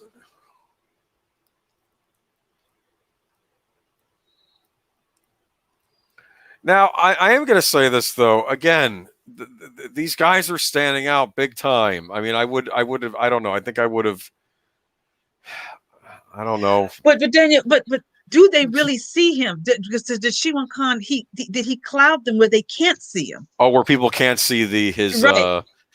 That'll come up Mongolian warriors from the 12th century or whatever. I don't know. It's like I don't know. If they break his concentration, then he's not invisible anymore. Okay. So if he got shot with the arrow and he broke his concentration, then yeah, he'll. Well, I was saying, were these guys also clouded by Shiwan Khan so people couldn't see them? I don't know. I think so, because you're wondering why people cannot see them. I see what you're saying, why the other people in the city cannot see these Mongolian warriors walking in the street. I think Shiwan Khan has something to do with it. It is New York City now. Come on. I mean, does anyone really care? If it was taking place in the 70s, they'd probably think, oh, well, whatever, right? No, but I'm like, right. Or nowadays, it probably, actually, they said in modern day, yeah, it probably wouldn't be, oh, whatever, so don't judge. Don't you judge me. I know. Well, I Hello, think that's pretty Crispy. cool. Oh, here we go. So now he's gonna send Margo Lane to kill the Shadow. Well, I think that possibly either she would kill the Shadow or knew that she wouldn't. But then, as we see, she now knows who Lamont Cranston is. But I think she always had a suspicion. Oh, yeah. Oh, Chris P has an interesting comment. Alec Baldwin looks like his brother Daniel Baldwin when he's in his shadow persona. You know what's funny? I thought that too. Oh my goodness. Was Daniel Baldwin in this picture? As the double? He's not in the Okay, he's not. Okay, because I know he has a point. I didn't think about that. He does remind me of Daniel Baldwin. Alec Baldwin and Daniel Baldwin sound a lot alike too. In fact, when he's like doing a certain yell in it, it's reminding me more of like when Daniel Baldwin yells. Because I've seen Daniel Baldwin in fewer films, but he shows up and he like he was on a on the Wonderful Sopranos series. There were episodes where the one guy was doing a low budget horror movie and they cast Daniel Baldwin as the big screen version of a character that was supposed to be based on Tony Soprano. And it was funny because he was, and seeing him play like a fake mobster. I don't know. Who are the oldest? Are Daniel and Alex closer to in age? I know there's four of them. There's Daniel. There's Daniel, Alex, William. I forgot the other one, or three, or I don't know. I don't know. Billy. I keep thinking Daniel's the oldest. You know, I keep thinking Daniel's the oldest, but I could be wrong. And I think maybe Baldwin's Alec is next, and then who's the youngest one? The one who William. Yeah. I think he's the younger one. Yeah. And Stephen Baldwin. I think one of them is. I think so. I think that's the age range. I could be wrong though. Actually, trying to think. Because you're right, and I think Alec and Daniel do look the most alike. Because I think about I watched a documentary about the brothers Gibb, or the Bee Gees, and I always said that Barry and Andy, the youngest one, seemed to almost be twins. And then Barry Gibb said him and Andy are twins. And then the other two, Maurice and I forgot the other one, were twins. But the oldest one, Barry Gibb and Andy Gibb, the youngest Gibb brothers, did, to me, look and sound alike. Because they said when they sang, they sound alike because Andy Gibb would back him up on vocals. And then I was saying maybe Alec and Daniel physically look alike. So I'm wondering who is the oldest or youngest or somewhere in there. Maybe that's why. It goes that way sometimes. No, I got you. Yeah. All right. So this is when she finds out he's the Shadow, right? Right. Yeah. She finds out. Yeah, who he is. You can't know who I am. She said she had a. It'll put you in danger. Of course, she just was in danger, not knowing who he was. You know, it's like. Right. Actually, no, but that's not why he is. Is he pushing her away because of who he is on the inside? Like she'll find out who he was, the horrible things he did in his past life. Yeah, I don't know. So I think Alec Baldwin's the it's got oldest. something to Daniel Baldwin, then William Baldwin, then Stephen Baldwin. I thought so. And Alec and Daniel, that's probably why they when you said they sound alike and they look alike, I think because they're the two oldest ones. Mm. Yeah, the two younger ones. Because Stephen is not that, I mean, he looks like them, but it seems like Daniel and Alec are almost more look-alike than maybe William and Stephen. Stephen doesn't act that much now, but I've seen him in a couple of movies on TV and stuff. And William I saw a few times. But it seems like Alec and Daniel could be each other's double.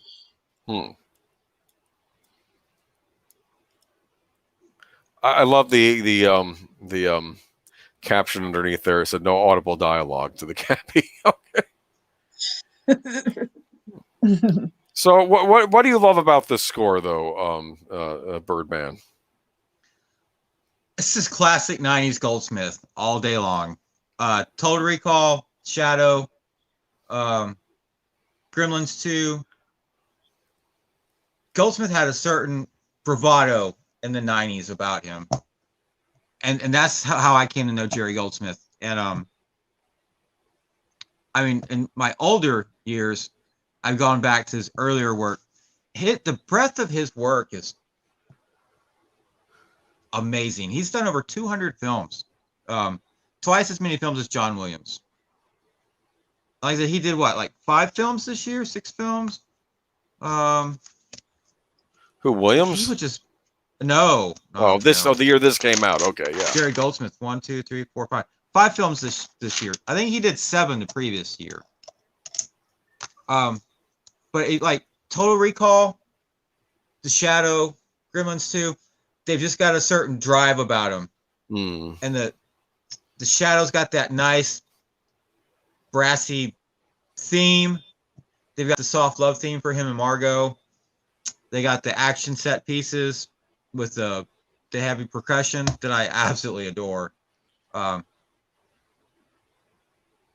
I just love the score. Yeah, it's a good soundtrack.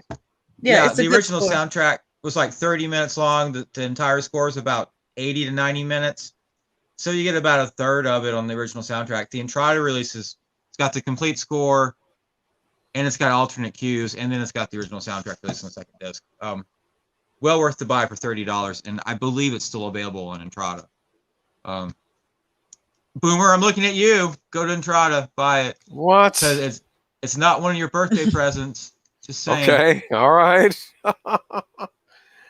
I sent a girl to be okay. She's alive. Okay. Oh, I was doing you a favor. Well, like I said, I think it was to get her to expose who she is. Now he's telling, well, she's dangerous. You got to get rid of her. He's trying to get that murder instinct, that killer instinct back in them. Get the bloodlust flowing again. Yeah. Right. Exactly. Yeah. Now, your identity, she knows your secret identity. So can't have her alive. Are they wearing the same suit? He knew what he was doing. Are they wearing the same suit? So. Because he actually who his tailor was. And then he mentioned, I wonder if he's got. Oh, that's interesting. Okay. I'm just noticing that now. Uh-oh. Oh, that knife. And that knife is creepy. I mean. Yeah. I think it was meant to be. Yeah. Oh, now he's realizing his master is no longer there or whatever. I can see. Yeah, that he killed him. Yeah. Yeah, and that's just a chilling line. Like I took it from him. No, I correct myself. I took it out of him. I wonder too if that Tibetan monk, like he did that with other people and sent them to other cities throughout the world, and like there are other heroes that were like he was trying to, reform villains and turn them into heroes and send them out into different cities throughout the world. Like maybe there's one in London or, Cairo or whatever. You never know, right? I don't know. Well, that's why I think this would make a good TV series for Netflix or HBO. This would be a good one to revamp for streaming because that's something you probably could explore. Yeah. Did the other ones out there that are like me with my abilities, good or bad? Yeah. Or maybe you could find a way to weave them into the historical part of that period. You could do things like that. That's why I say this is something. And I'm reading is because they're so into rebooting, but I'm meaning it because the reboots they're doing now, those are hits. Everybody knows that stuff. But like I said, this is one that everybody kind of doesn't know and that you can kind of breathe life into and reintroduce. And if I you think tell so, it right, yeah. And I think that. And I'm kind of anxious for something outside of maybe the DC Marvel paradigm right now, just because of how those companies are being handled right now. Maybe we need other heroes from other, lost properties. Maybe. Yeah. And this one would be a perfect one. And this one would also fit into the anti-hero category for some, because as we've seen, he comes from a dark place. And he has to struggle with the dark tendencies of these powers that he has. So, and it's a character that it's like I said, he's not as known as Bruce Wayne or anything in Marvel or DC. I think they need to step away from that and do characters that, well, people may have missed this, or now you've got a chance to really do something. And that's what I would do if I'm sitting at home right now and I'm a producer, and Danielle and I call you on the phone and say, this Shadow movie that came out so many years ago, we need excellent idea. Yeah. Yes. Hey, let's do lunch virtually and make it happen.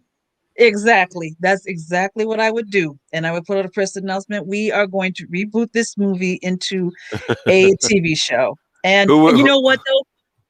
Go ahead. Who would you cast? An unknown. Good question. Unknown. I think that's a good idea. That's a good idea.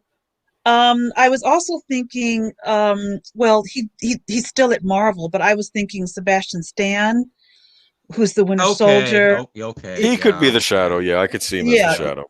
Yeah, I could see him as that. That's at the top of my head right now, but I can't. I want someone not too young. I want someone a little, because I want him to be mature. I don't want a teenage version, because that's not how I see Lamont Cranston. But I would get someone, I say, Daniel, an unknown or an actor that's kind of under the radar that could kind of pop out in there. And okay, I could see that. So Tom Holland as the Shadow. I'm kidding, No. of course. No. No, I'm sorry. I mentally returned your birthday present just now. Exactly. No. We could well, they're having him play Nathan Drake, which I think is a little odd, but we'll see how that turns out. It is a little odd. He's a game character, but he's more like an Indiana Jones type, so I'm kind of surprised they have Tom Holland playing him, so I don't know. I don't know either. Yeah, you're right. Chris P got it. I like his comment. Two sides of the coin. And there's a coin. You notice there's that. That's a good thing you noticed, Chris P, because a coin was used when he was talking to them, when they were having their conversation at the beginning, flipping around a coin. So maybe it's on there. I kind of suspect that myself, that Shiwan and Lamont are two sides of the coin right now. That's what we're seeing, the light and the dark side of it. Now, this is, I actually thought this was a neat little effect here with his dream, his nightmare that he's having. And he goes and he starts peeling off his face. And I think this scene kind of goes back to Chris P's comment, who he thinks he is under there. Mm-hmm. Or either he's afraid he's going to turn into him, or that he is influencing him. Mm-hmm. Or he's getting to him, or maybe the thing Shiwana said is starting to affect him because he's having nightmares now. Oh, look at that. What's going on here? I don't like it when they do this stuff, okay? What bothers you? It's the hand going up through the skin. Yeah. And I know it's not really supposed to be, okay, it's just like a rubber mask, okay? And it's yeah. I don't know how Stan Winston did it, but it drives home the point. It's supposed to shock you. You're getting inside Lamont's head. That's basically what you're seeing.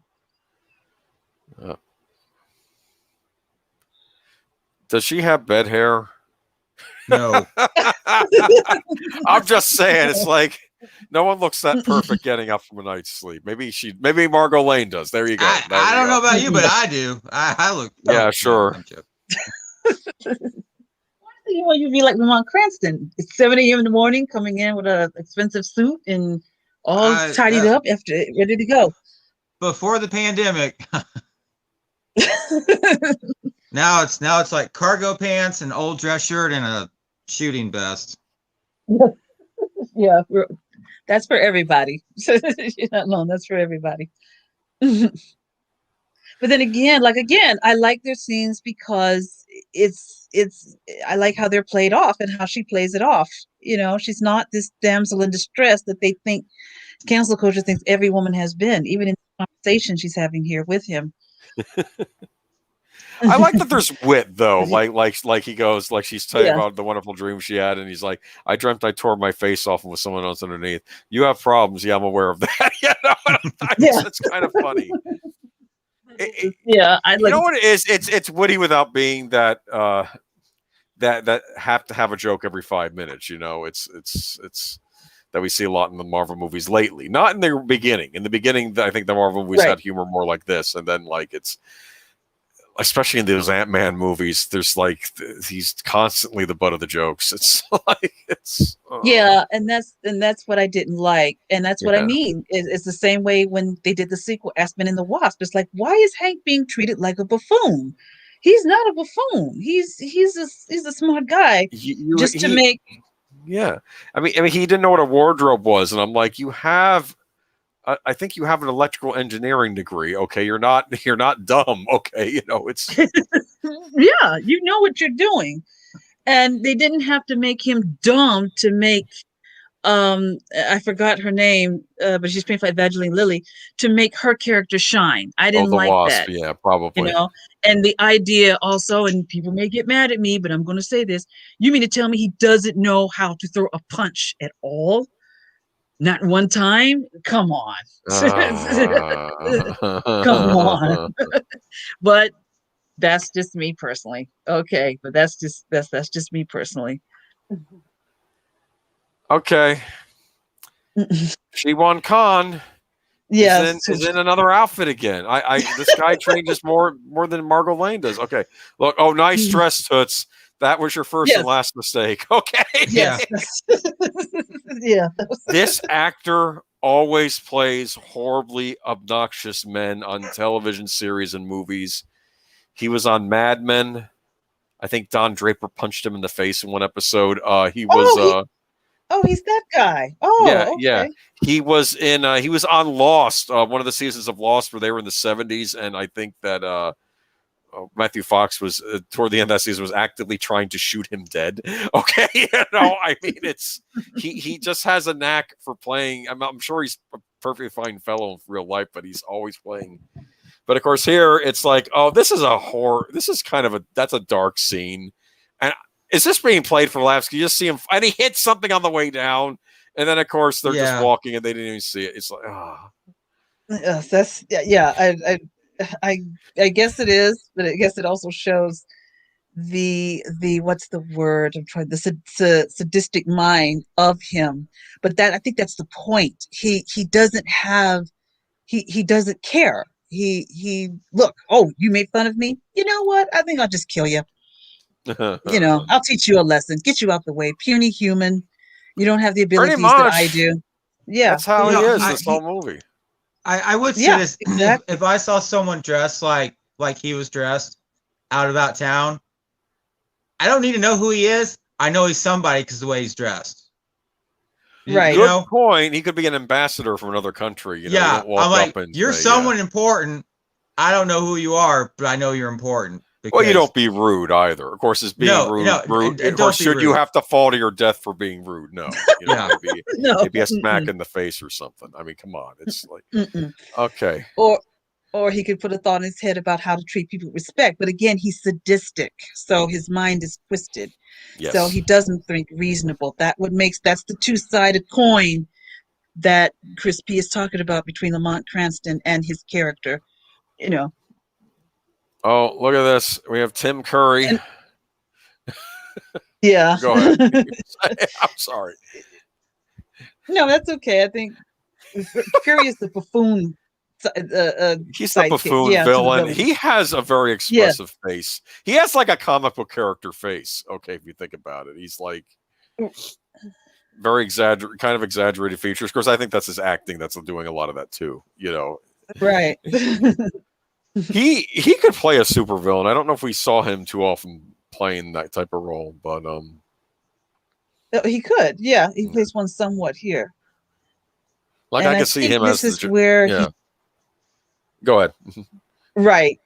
No, I was gonna say I think this is Mont gets shot. A bullet hits him, and it makes him come out of like you said, it makes him come out of it makes him lose his concentration. This is actually important because we see that our hero is not invincible. Okay, that a regular person can still take him down. Okay, yeah, exactly. I mean, one of the things I always make a point about Superman villains, like I remember in the Justice League Unlimited finale when you had the Toy Man take out a bunch of parademons. Like, how could the Toy Man do that? Some people were saying online, and it was like, if the Toy Man is a Superman villain, that means he has the ability to kill Superman. That's like the criteria to be with a Superman villain. You can actually put down Superman. Okay, so if he can take down Superman, he can take down some parademons. Okay. Yeah, exactly. Again, they don't do their homework. Like you just said, this shows is invincible. He can be hurt. Mm-hmm. You know, and as we see here, Lamont, he's been shot. So now and who has to come to his aid? The woman. What? Yeah, exactly. There you go, right there. Who has to come get him? That's another point I'm making. I said these people with these criticisms of these films don't do their homework, or either they refuse to do their homework because they don't want to see the truth. Sometimes people don't want to see the truth. Exactly. This is actually very smart by Lamont Cranston. He actually figures out a way to get air through the air holes from the. That was pretty clever. I like that. Yeah. Right. Yeah. That shows that he's smart. Whenever I see underwater scenes on this, I keep thinking of the last Mission Impossible movie now. Or was it? No, it's the Mission Impossible before the last. Well, there was a thing where he's underwater and like, I think, what is it? The sixth Mission Impossible? Yeah, no, it might have been the first one too. Yeah, he was in the air, and he might have been underwater in that one. I don't remember now, but I know that in one of the more recent ones, he was having to be underwater for a long time, and it was like, I'm going to lose my breath any minute now, and I'm going to drown. You know, it's like he's good at doing stuff with air, but even he's not that good. You know, it's like, he has a weakness himself. Exactly.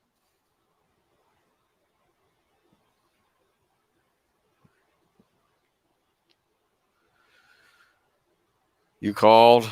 What do you think of her lipstick? I think it's a little loud. I'll forgive it. It's a little loud. Maybe that's on purpose because it's a superhero movie. You know, it stands out. Is he having maybe it's because of her skin tone. Maybe. Is he having a fever now? I think. Yeah. Yeah, and now she's seeing what he didn't want her to see. She's about to see what she didn't want him to see. What he didn't want her to see. She's now seeing it. And I think he starts to talk about it. You know, she's now seeing, you know, what he tried to hide. And she looks gorgeous in that dress. Yes. Yes. I think her makeup is right for the. I think her makeup is right for the time. Yeah, perhaps. I think it's right for the time. It could be that Penelope is very fair skinned, and maybe that's why it pops so heavily. You know, maybe that's why, because she's yeah. But I think it's right for that time period. Like back then, women were women. You wore your makeup, your lipstick, your dresses, more feminine back then. But maybe it's probably because she is. And you went out dancing. Yeah.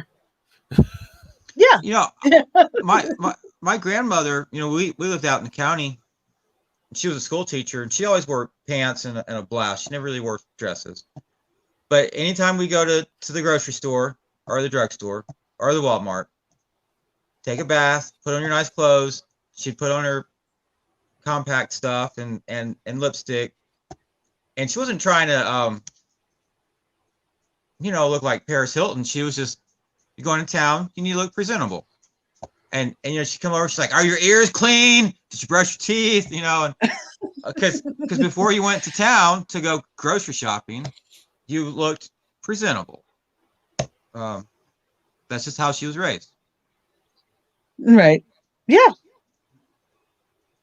I wish some of that would come back, because I was raised that way, and I'm still that way. Anytime I had to go out, whether it's dressed up or even when I'm casual, I still like to look presentable and neat. Oh, the only American with genius enough to join me of his own free will. Yay! Did you know that he was an Annie? Tim Curry? Yes. Yeah. Mm-hmm. I haven't seen Annie in ages. All I remember about Annie was when I saw it when I was a little kid, I kept saying, why is Lex Luthor isn't bad in this movie? I'm not kidding you. That's what I thought in my head.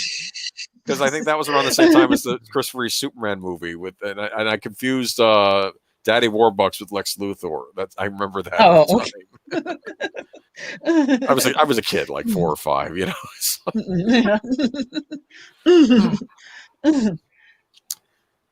Okay, so this is an atomic bomb, right? Yeah. Mm-hmm. Okay. Well, good for him for inventing it. What 6 years before, or whatever before. Yeah, for the roughly. Yeah. Like Madman threatens to blow city sky high. I like that radio. Looks like those old radios. Because I always thought if instead of doing this show, I would say you could do it in this time period. But what if the idea of the shadow was brought down also to the modern age? Would it be the son of Lamont Cranston, great grandson of Lamont Cranston? Something is passed down to him from when he had it. These are things that you could explore if you turned it into a show. What will he do if he had the abilities that Lamont Cranston had, and he does his homework, family ancestry, and found out that Lamont Cranston was a relative of his? It could be a way you could bring back Alec Baldwin, has his age now. Right. There are many ways that you could play with this character, but I would start in the time period first, and then if you wanted to. And say that there are others out there, or maybe Lamont had a son or daughter, or wherever you want to go with it, in Hollywood. But let's say you want a son and he's inherited these abilities, or I think there's a scene coming up. I could be jumping where he begins to see the power of Shiwan and what he's done to the city. Yeah, when he sees the hidden building, I think, right? Yeah, now he figures out, only he can see it.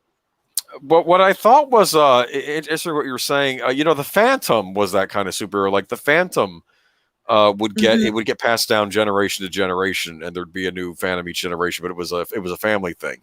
And what was interesting, I was a big fan of a cartoon in the '90s called Phantom 2040. Which was a futuristic show about a future descent of the Phantom, and it was of the Phantom, and it was in like a cyberpunk setting, So that was kind of neat. Okay, so he's fighting off robots and other things in the future, which I thought was interesting that they kind of went there as like a possible future for like that, and I got a kick out of that. Yeah, did you watch Defenders of the Earth back in the day? I did not, but that had the original Phantom in it, right? As one of the heroes. Yeah. It was the Phantom, Flash Gordon, Mandrake the Magician, and Lothar, right? They were the team, I think. And their kids. Yeah. And the Phantom had a daughter, Flash Gordon had a son, Mandrake had an adopted child, and Lothar had a son. And maybe that kid, that Phantom son on that was the one that became the father of the Phantom on Phantom 2040. Yeah, that might have been what it was. Yeah, as I recall. If you're going historically, because I don't know if he knew his dad was the Phantom, because the Phantom died, in Phantom 2040, and he's trying to find out what happened to his dad, and then he discovers I think he was the Phantom in the year 2040, and because he's a college student at that point, he's like a young man. Did you see the movie with Billy Zane? I did. I even saw it in the movie theaters when it came out. What did you think of it? I liked it. Yeah, it's hard to say because I really enjoyed it. It was a bad theater experience because I had this guy that kept talking in the back of us. You never have that? The annoying person in the theater. Once in a while, I get movies like that, and that was one of them. And that was that had Treat Williams as the villain in it. Yeah, the guy from Everwood. It's like and Christy Swanson. Christy Swanson was in the Phantom. Yeah. Yep. Wasn't also what's her name? The one who married Jones. Yeah, she was in it too. Jones. Yeah. Yep. She played a pirate. Okay. That's right. Not all pirates are ugly. Nope.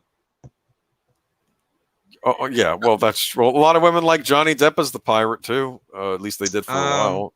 Yeah. Okay. I always thought that his breath in those movies had to be rancid. Okay, like he probably smelled like rum for the whole thing, right? It's like, Chris P, you have to think that it looks to hold a building that size. He's put a spell on this town, so they don't see that building. You have to think like the way he's thinking. just go with it. It's a movie, okay? Stop thinking so much. No, I don't. And even though I was thinking the exact same thing you were thinking a couple weeks ago, okay? It's like, oh, okay. Well, wouldn't someone walk through it or something? Like, oh, I want to go into this fancy building. It's okay. All right, here we go. Look at this. But they don't see it. Only the Lamont see it. Yeah, only it's which I think is pretty neat. I'm going to write a fan fiction storyline about some poor schlub that was wandering around that building and discovered Shiwan Khan's secret plan. It's all gonna be. I'm kidding. I'm not writing that story. Okay. Anyway. Peter Boyle's in this though. We like Peter Boyle, right? Yeah, I like most people. He was on the. Yes. Mm-hmm. Yes, he had a guest spot on one of the best X-Files episodes. I remember that episode. He did. Yeah, he did. He won an Emmy for that performance. Guest starring could role. Tell how you're gonna die. Yeah. Yeah. He could see the future. He even saw his own death, and he's saying most people think they want to know. You really don't. You know.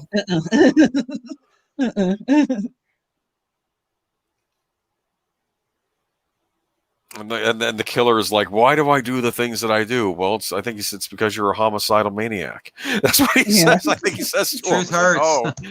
Oh, Chris P is correct. It's this whole movie is a beautiful set piece.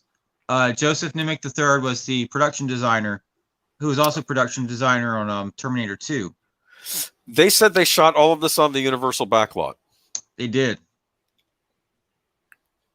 And all these sets they actually built. None of this is computer. I find him and kill him. And it's like, me. Couldn't I just stay here and help Everybody, you? Get to work. Go, get to work, man. I'm just going to stand by you two burly men in front of me, okay? It's like, I don't want to be. It's like... I was just going to say, I agree. The sets in this are gorgeous. I don't know if this was an Oscar nominated for set design. I'm not sure. I think it was. Not that I found. I keep thinking I want to see a Shadow movie where he's fighting something like something to do with the Egyptian motif, like I don't know, like a mummy's curse thing or something. I think that would work well with this because that was big in the period. Do you know Moon Knight from the Marvel comics? Everyone's always told me how great Moon Knight is. I don't know anything about him though. Okay, I had friends that used to read Moon Knight, and they told me, "Oh, he's like the Marvel Batman, or he's better than Batman." And I don't know anything about Moon Knight. I just he was a mercenary named Mark Spector, who got his ass kicked very bad and was left to die in Egypt. Oh, okay. And the Egyptian moon god came to him and said, "You're going to work for me. I'm going to give you my moon powers. So depending on the phases of the moon, depends on how strong he is." That's neat, actually. Yeah, and he went after the guys that beat him up, and he killed them, of course. And he goes back to New York, and he assumes different identities. He's a cab driver. He's a playboy. He's a whole bunch of different identities, and he's kind of messed up in the head. And he goes out at night, and he's kind of like Batman in the sense that he beats up naughty people. Okay. But there's always kind of like the cloud hanging over him. Is this really happening, or is he just completely crazy in the head?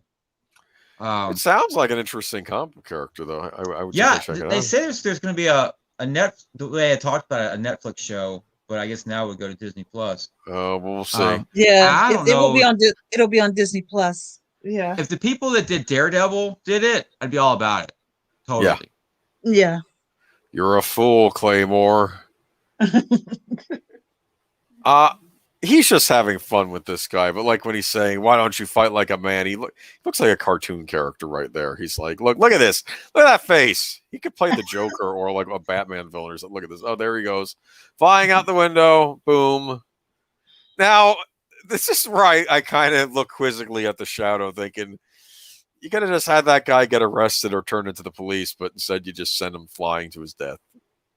Well, remember this. He's bounding. He's this. That's why I said this would be a good time for this character. He blurring that line between that darkness is still blurred in him. You know, I know you would think that way, but Lamont is battling that darkness, so he may not do the nice thing. That would be the correct thing to do. Batman would do that, but Lamont Cranston's a darker character, which is why I said this would be a good character to develop into a show, because it's still that darkness in him. So he may do something more wicked than a hero should. He still borders that line with the darkness that he's fighting that's in him. Cool beans. Look at that. Oh no. That knife is freaking me out. Okay. I have to I'm admit. telling you, it's a creepy knife. And he's laughing. Shiwan Khan's laughing. And it's like, I want to smack him. I really do. That's the point. It's supposed to freak you out. That's the point. Yeah. Oh, look, there's this weird. There's the Daniel Baldwin face. I'm kidding. No, okay. I like. What was it? I watched a movie recently that was like a fake Death Wish sequel called Death Kiss, and Daniel Baldwin's in it as this radio host that's always complaining about how, the cops will arrest me, give me a speeding ticket, but they won't take out the drug dealer down the street. Okay, and it's like and he's just constantly complaining about all the crime, but it's just a funny performance by Daniel Baldwin, and he interrupts the movie every so often to go on one of his rants, and it's. Oh man, I don't like that thing. That thing should like be in like the what is it? What's the Conjuring movies? What's the family name of that? Put that in that room with the other cursed objects. Just get it out of here, okay? And this is why you don't have a hyena as a pet, because it's never going to work out. That's why you don't want this knife as a weapon. Yeah. It's just. It's doing its job. That's what it was supposed to do. It was supposed to freak you out. This part of the film is action-packed, but dark as well. I think it represents him and the line that he's drawn, again, those mystical powers, and then you trying to use the darkness for goodness, but then I can also use the darkness for evil, or I can use the evil to defeat evil. Right. And so I think it's meant to scare you. That's what it's interesting. It's not like Diana Prince's Lasso or Cap Shield. It's meant to make you uncomfortable. That reminds me of a vampire movie that Hammer Studios made. It was supposed to have Van Helsing as the main character, from the Dracula movies.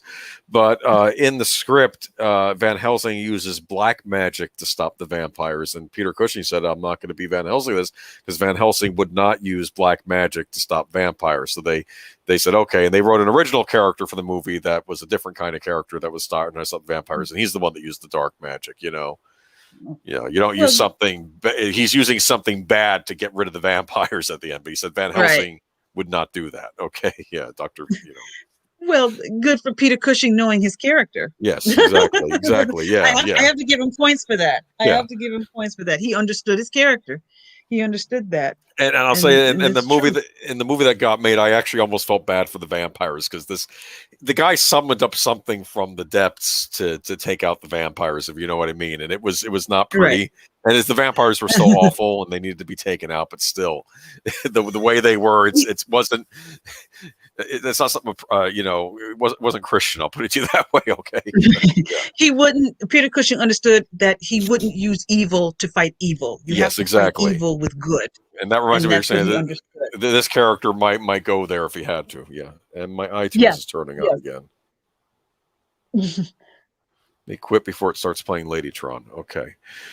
This scene with all these mirrors was cut short. because there was an earthquake and it destroyed the set. It feels like it's cut short. It's kind of abrupt. That makes sense to me now. It is kind of abrupt. Yeah, it is, because I either like it, and I've seen it kind of be copied in other movies.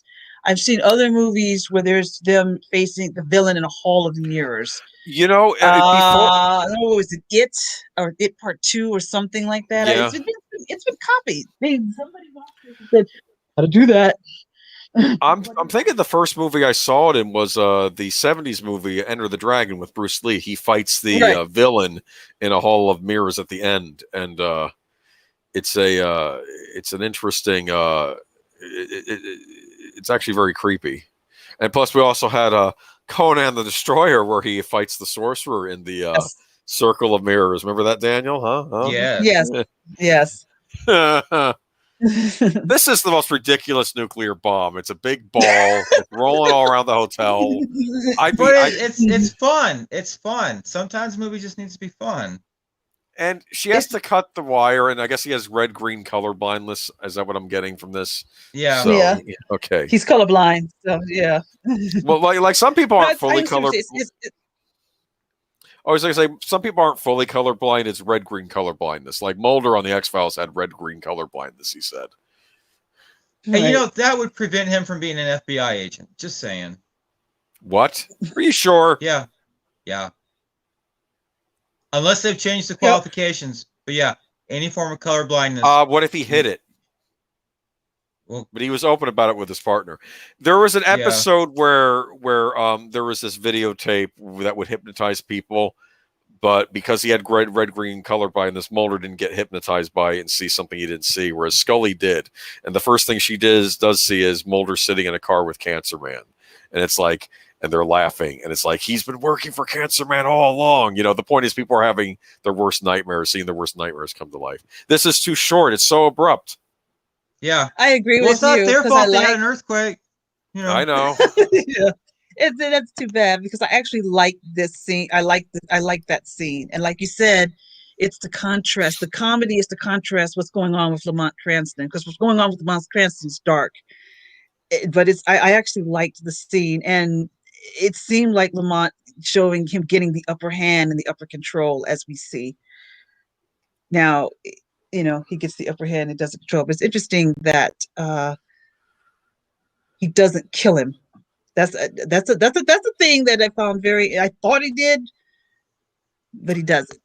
One reason why is sometimes it's a mistake to kill your main arch nemesis. Marvel in the original comics, we're looking at you. Yeah, in the original Batman movie, they kill off the Joker, and that means they can't have the Joker come back. Christopher Nolan did not kill off the Joker. And then Heath Ledger, of course, died, so he couldn't use the Joker again. But, you don't want to... Killing off the Joker could be seen as a mistake, at least. I mean, I don't know. Here we go.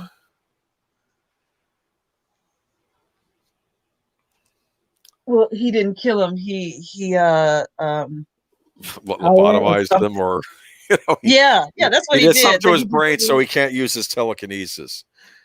Now, part of me wonders, does the original Shiwan Khan have all this mental powers, or is it other things?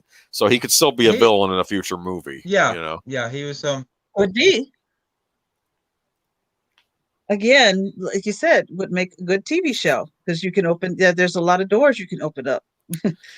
Now, he says in this that he's the last living descendant of Genghis Khan. No way. I don't think so. That guy got around like... He did. He has a lot.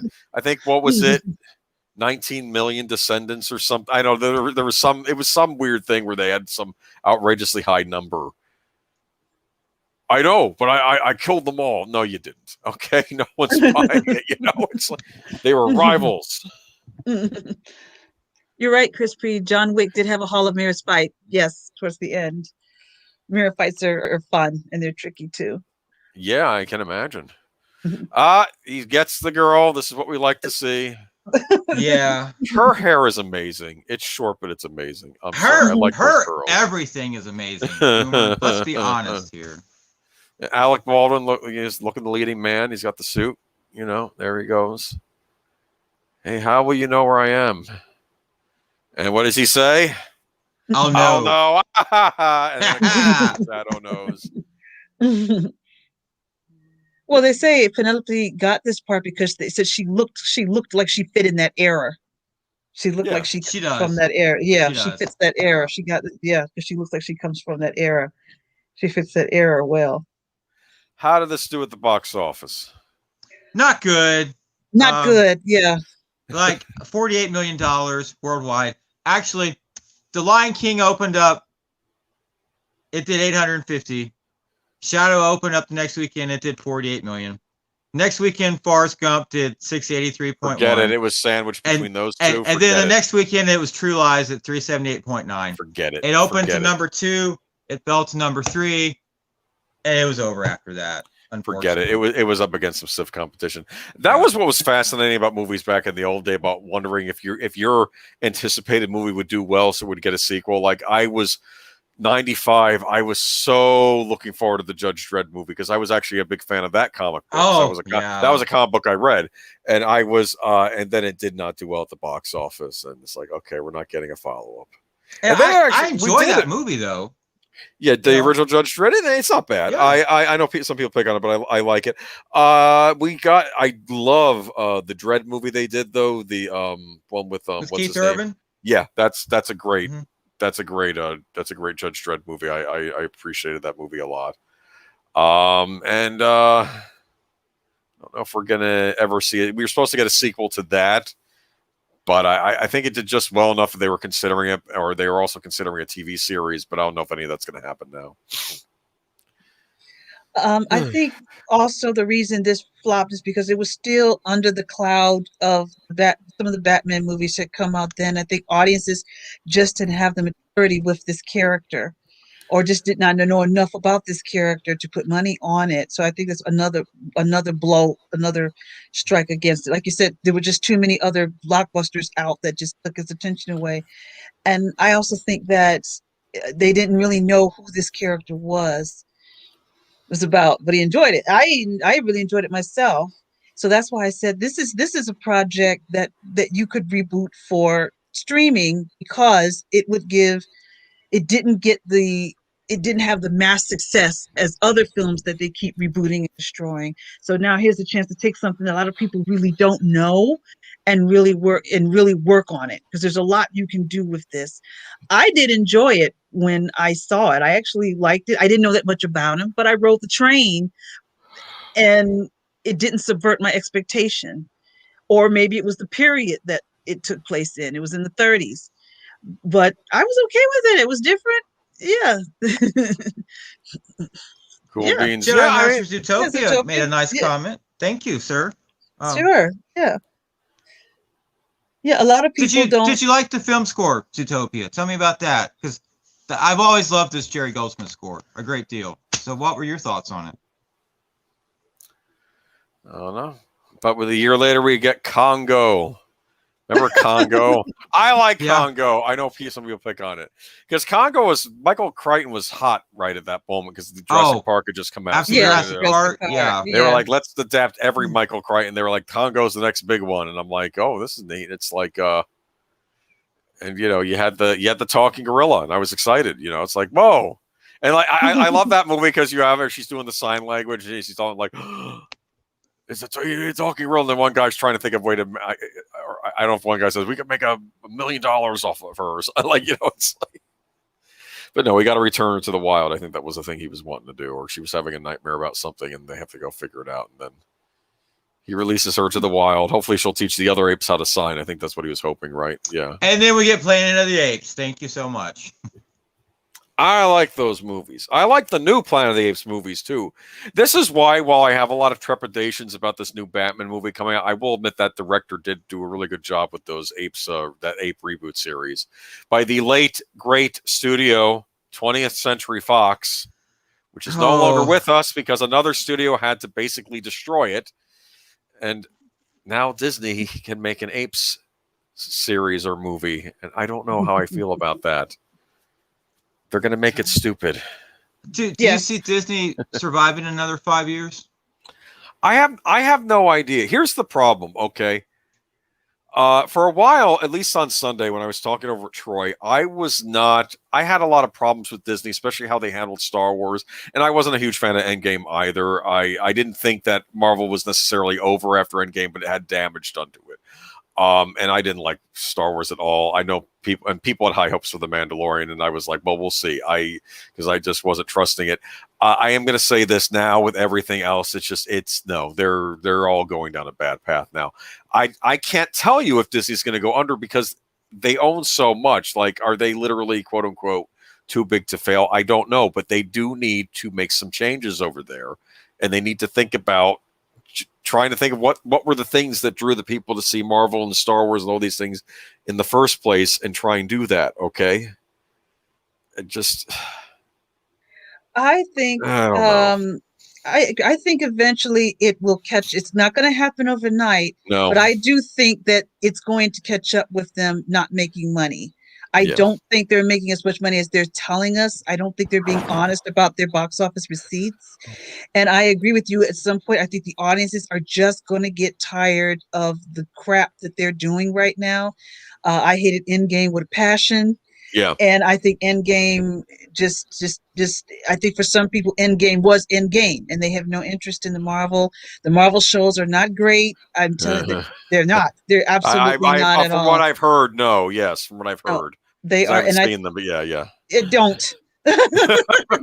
Don't trust me. I know when I saw that trailer for Falcon and Winter Soldier, this was of course before the Gina Ron thing. Like, that actually doesn't look bad. That almost looks like as close as we're going to get to another Winter Soldier type movie, but of course without Captain America. But then I've been hearing all sorts of things about it since then. I've seen scenes that annoy me from that show on YouTube. Like, I go ahead, but it's like we would have been a changed world after what happened in those movies, okay? And I would think that we wouldn't be looking at things the same way, but no, they're drudging up the same. Anyway, I don't know. They have completely. First of all, don't please. I'm giving you a heed warning. If you value your mental stability, you want to avoid those shows. The Falcon Winter Soldier is anywhere near the brilliance of the Winter Soldier movies or the three Cap movies. They're such an insult. They're such an insult. They have completely lost what Marvel is all about. They've completely lost its soul. They both of them. So I think at some point it's going to catch up with them, and they're going to start to lose money. We may not think it now, but it'll catch up with them, and then they're going to have to sit down and say, we need to make some changes if we wanted to survive. A lot of people think I'm wrong, but I said give it time. It's not going to happen overnight. It's not going to happen overnight, but it's slowly creeping up and getting there. It'll. I don't think they will. I think they'll start to see. They're already hurting from Star Wars. They're already hurting from that. So I think the big things we need to be looking for in the coming years are going to be how the Eternals does. I think Trooper FN 2525 was bringing that up. How is the Eternals going to do? Okay, I think it's going to bomb. And if that bombs, then maybe that'll be a wake up call. And also this Indy 5. I'm telling you, I will be talking about this more with Troy on Sunday. I am not. They have to be very careful. This isn't Star Wars. You're not going to have your usual crowd that will just go see anything with Star Wars slapped on it. It's not that. If you're going to pay Harrison Ford a small fortune, and he's honestly too old to be in these movies now. I'm sorry. It's like, yeah, I agree. I don't know what they could have done with Indiana Jones. I had the idea of making it. I don't want this movie.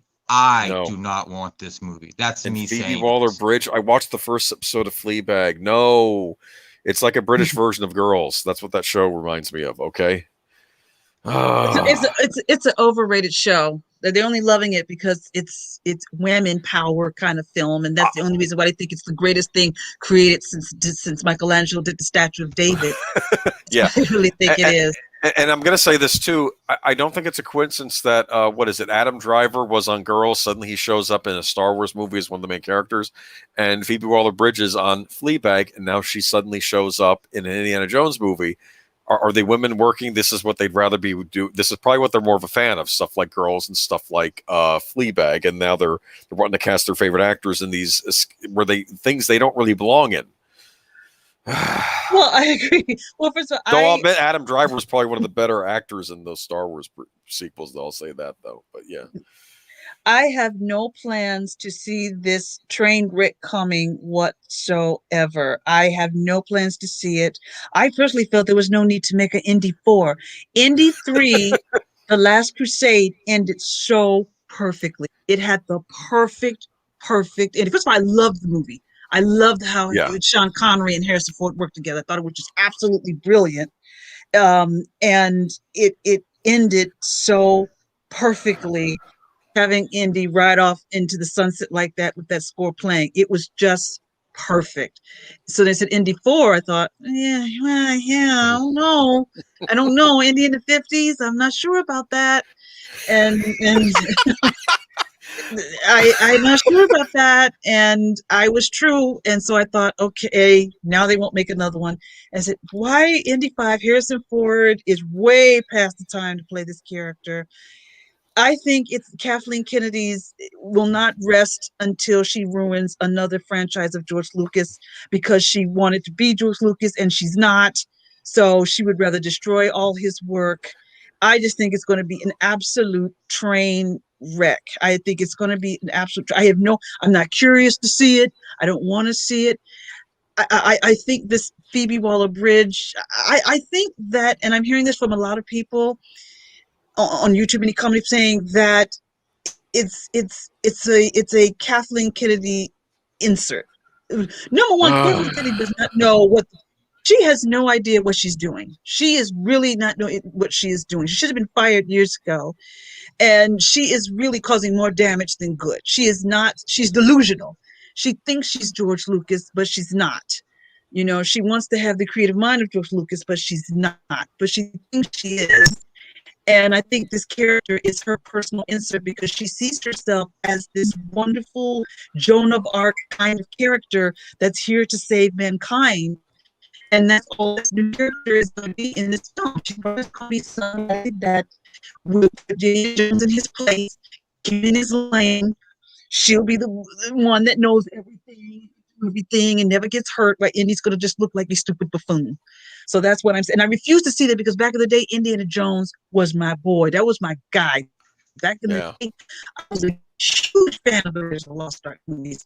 Harrison Ford to me could do no wrong back in the day. I mean, Indy was that was my guy back in the day. But I think his time has passed, and I'm okay with that. But I think Kathleen Kennedy's just going to destroy another franchise, another George Lucas creation. I think that's what this is all about. But I don't think the audience is going to fall for it this time by all running out to go see it, though. I don't think that's going to happen. I think that there are still bad feelings left over from Crystal Skull.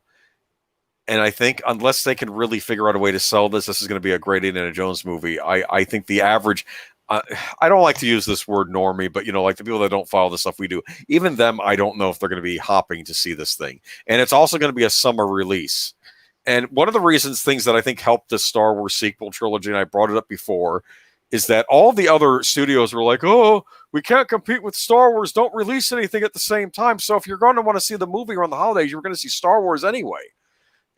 But this is going to be released in the summer, and it's going to have more competition, because summer it's different. They figure more people have time to go see the movie, so it'll be interesting. Did Fox release Jumanji when the second Star Wars movie came out? No, it was Sony. Sony released the second Jumanji a week before Rise of Skywalker, because I think they were thinking this thing ain't going to be as big, and we could probably release Jumanji a week before. But before that, Last Jedi, and everyone was scared, and they're like, "Oh no, we can't. We can't put anything out at the same time as Star Wars," and that bothers me as a moviegoer, because I like variety, and if I am stuck seeing a Star Wars movie, that's fine. Can it be good? Okay, like they used to be, and it's like no, and it's so I'm hoping she really needs to get her comeuppance. This could be it. I'll talk more about this on Sunday, though. But if we ever do another Indiana Jones rewatch, we should have you on for that, though. Maybe later, if you're wanting to come on again, Leia Plus Size, but. Oh, sure. Yeah, of course. Yeah. We will do definitely. Temple. We already did Raiders, but we are going to do Temple of Doom at some point, and probably Last Crusade. So, yeah, cool. Oh, okay. Yeah, cool with me. Yeah, like I said. I have a theory about the new movie. I think she's going to be Indiana's daughter. No, and they can't do that. You don't think so?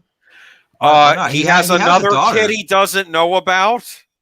Is it gonna be Willie's daughter? Oh, you're right. No. Let's not go there. Kate Capshaw's back, and it's like, of course, it was never even established that they even slept together. I mean, but it's like in canon, he had 2 kids. He had a daughter and a son. You're kidding. Yeah, you're right. Because you're kidding me. No, you're joking, right?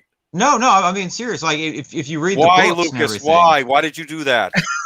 That's the opening. It's going to be his daughter. She'll have to have an American accent unless there's I lived over in England all my life because I hate you, Dad, or something like that. I'm just expecting that. Yeah, you're right because the Crystal Skull killed all the books that they printed back in the 90s.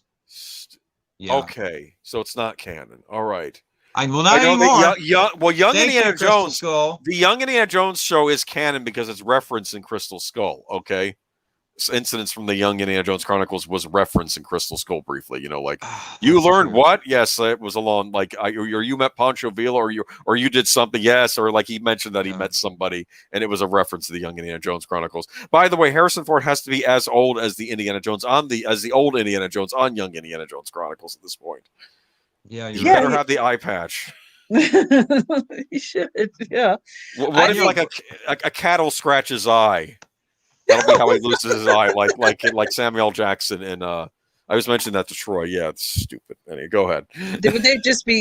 Kathleen Kitty might be dumb enough to do it because I think the purpose of this should probably be dumb enough to try something like that. Let's have something, a cat or a dog or something really stupid. Him do something really idiotic to have him lose his eye and think that's funny or cute or laughable. But I think that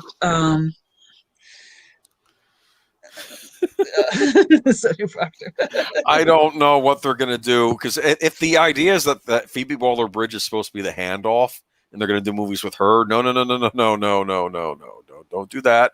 Can I have Short Round back, please? Can I have Short Round back? Everyone wants Short Round back. It's not going to. Do you want them to bring Short Round back? Because they're going to kill him off in the first 5 minutes of the movie. He's going to die in a humiliating fashion, and it's going to be Indy's fault or something. They're going to do something to shatter that for you. So maybe you don't want Short Round back. Okay. See.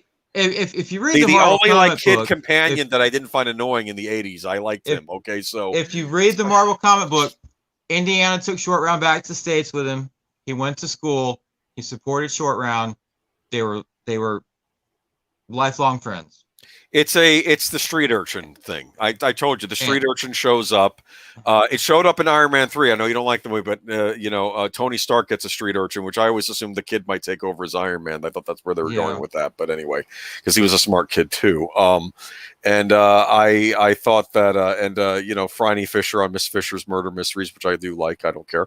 And she got a street urchin in that. That's the idea when your main character doesn't have kids of his own, he adopts a street urchin. Okay, like he takes some poor kid on the street and okay, I'll fund your schooling and whatnot. I'll send you to private school or something, and I'm not going to be your dad, but I'll be your it's like I'll be your ward, maybe like Batman and Robin, that sort of thing. That was a thing. Okay. I think this Phoebe character will be there to correct his male toxic. Okay, we're not Danes. No more Indiana Jones talk on my show. We're done with Indiana Jones 5.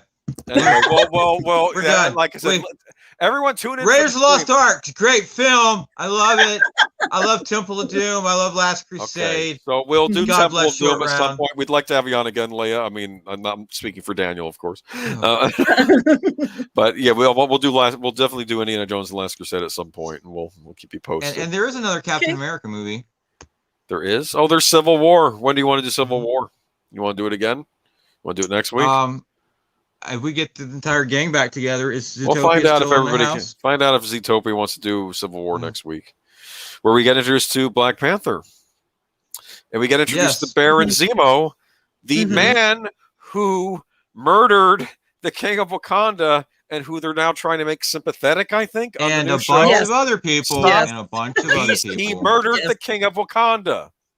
And a bunch of other people. Black Panther says, The only reason Not Black forget Panther those doesn't other kill people. Black Panther wants to kill him, and he says the only reason I'm not killing you is because I don't want to turn into you. Okay, that's what he says at the end of the movie. Okay, Right, Yeah. right. that's why he turns him exactly. over, because he's like, you're so loathsome. I'm worried I'll turn out. I'll become what you are, getting revenge. I don't want anything to do with that. And that made sense for that character.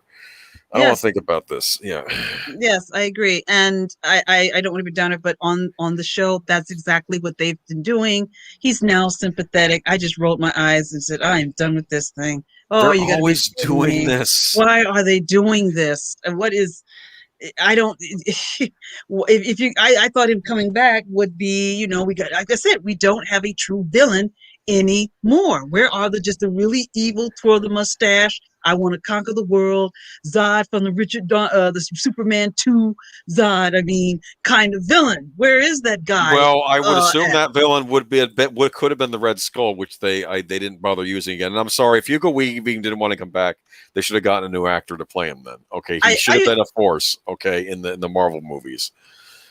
Baron Zemo was pretty bad in the comic book. Maybe he is, but it doesn't seem bad on this new show. I don't know. It's just who else? Kingpin, who I think they did a good job on Daredevil. They could always have Vincent D'Onofrio reprise that role in a movie, but I'm trying to think of, and Doctor Doom. Doctor Doom is the big one, right? Mm-hmm. Is he really bad? I mean,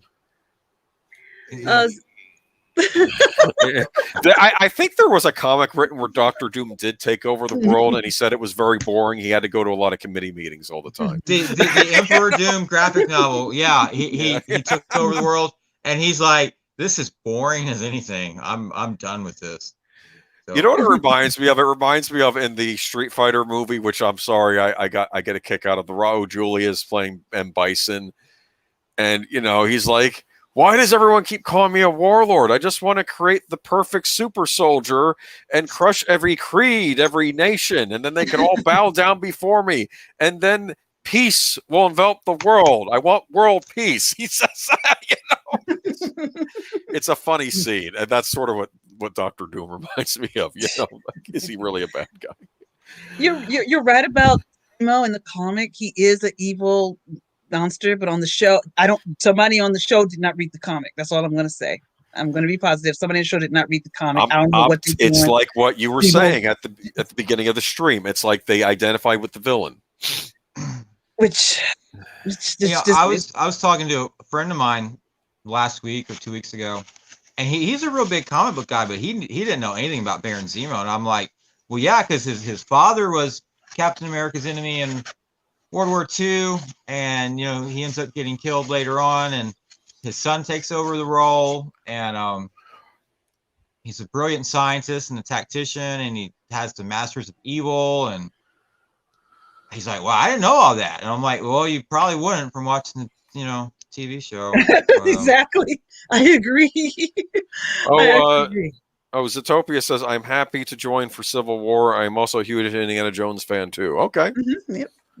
There you go. I'm definitely looking forward to Temple of Doom. That's my favorite of the three. I like all three of the original, though. They're all great. In fact, I've often rotated which one's my favorite throughout my life, but lately I'm going with Doom because it's the pulpiest of the three. Yeah, I'm like you. I love all three of them. I try to pick which one is my favorite. So I try to say I pick my favorite for different reasons. The first one is still going to be a place in my heart because it just blew me away when I first. Oh yeah, it's an incredible film. Are you kidding me? I mean, when he shoots that samurai when they're doing this thing and then Ford. Yes. I know that theater just exploded with rolling laughter. Everybody just loved that moment. And I have to agree too. That is so memorable. Are you kidding me? It's a funny scene in that movie. I was obsessed with Indy as a kid too. Of course, Daniel talked about that on the Professor's stream, didn't you? Yeah, and he asked me, he's like, what attracted you to Indiana Jones? And I'm like, are you kidding? Indy came close to being in my top 5.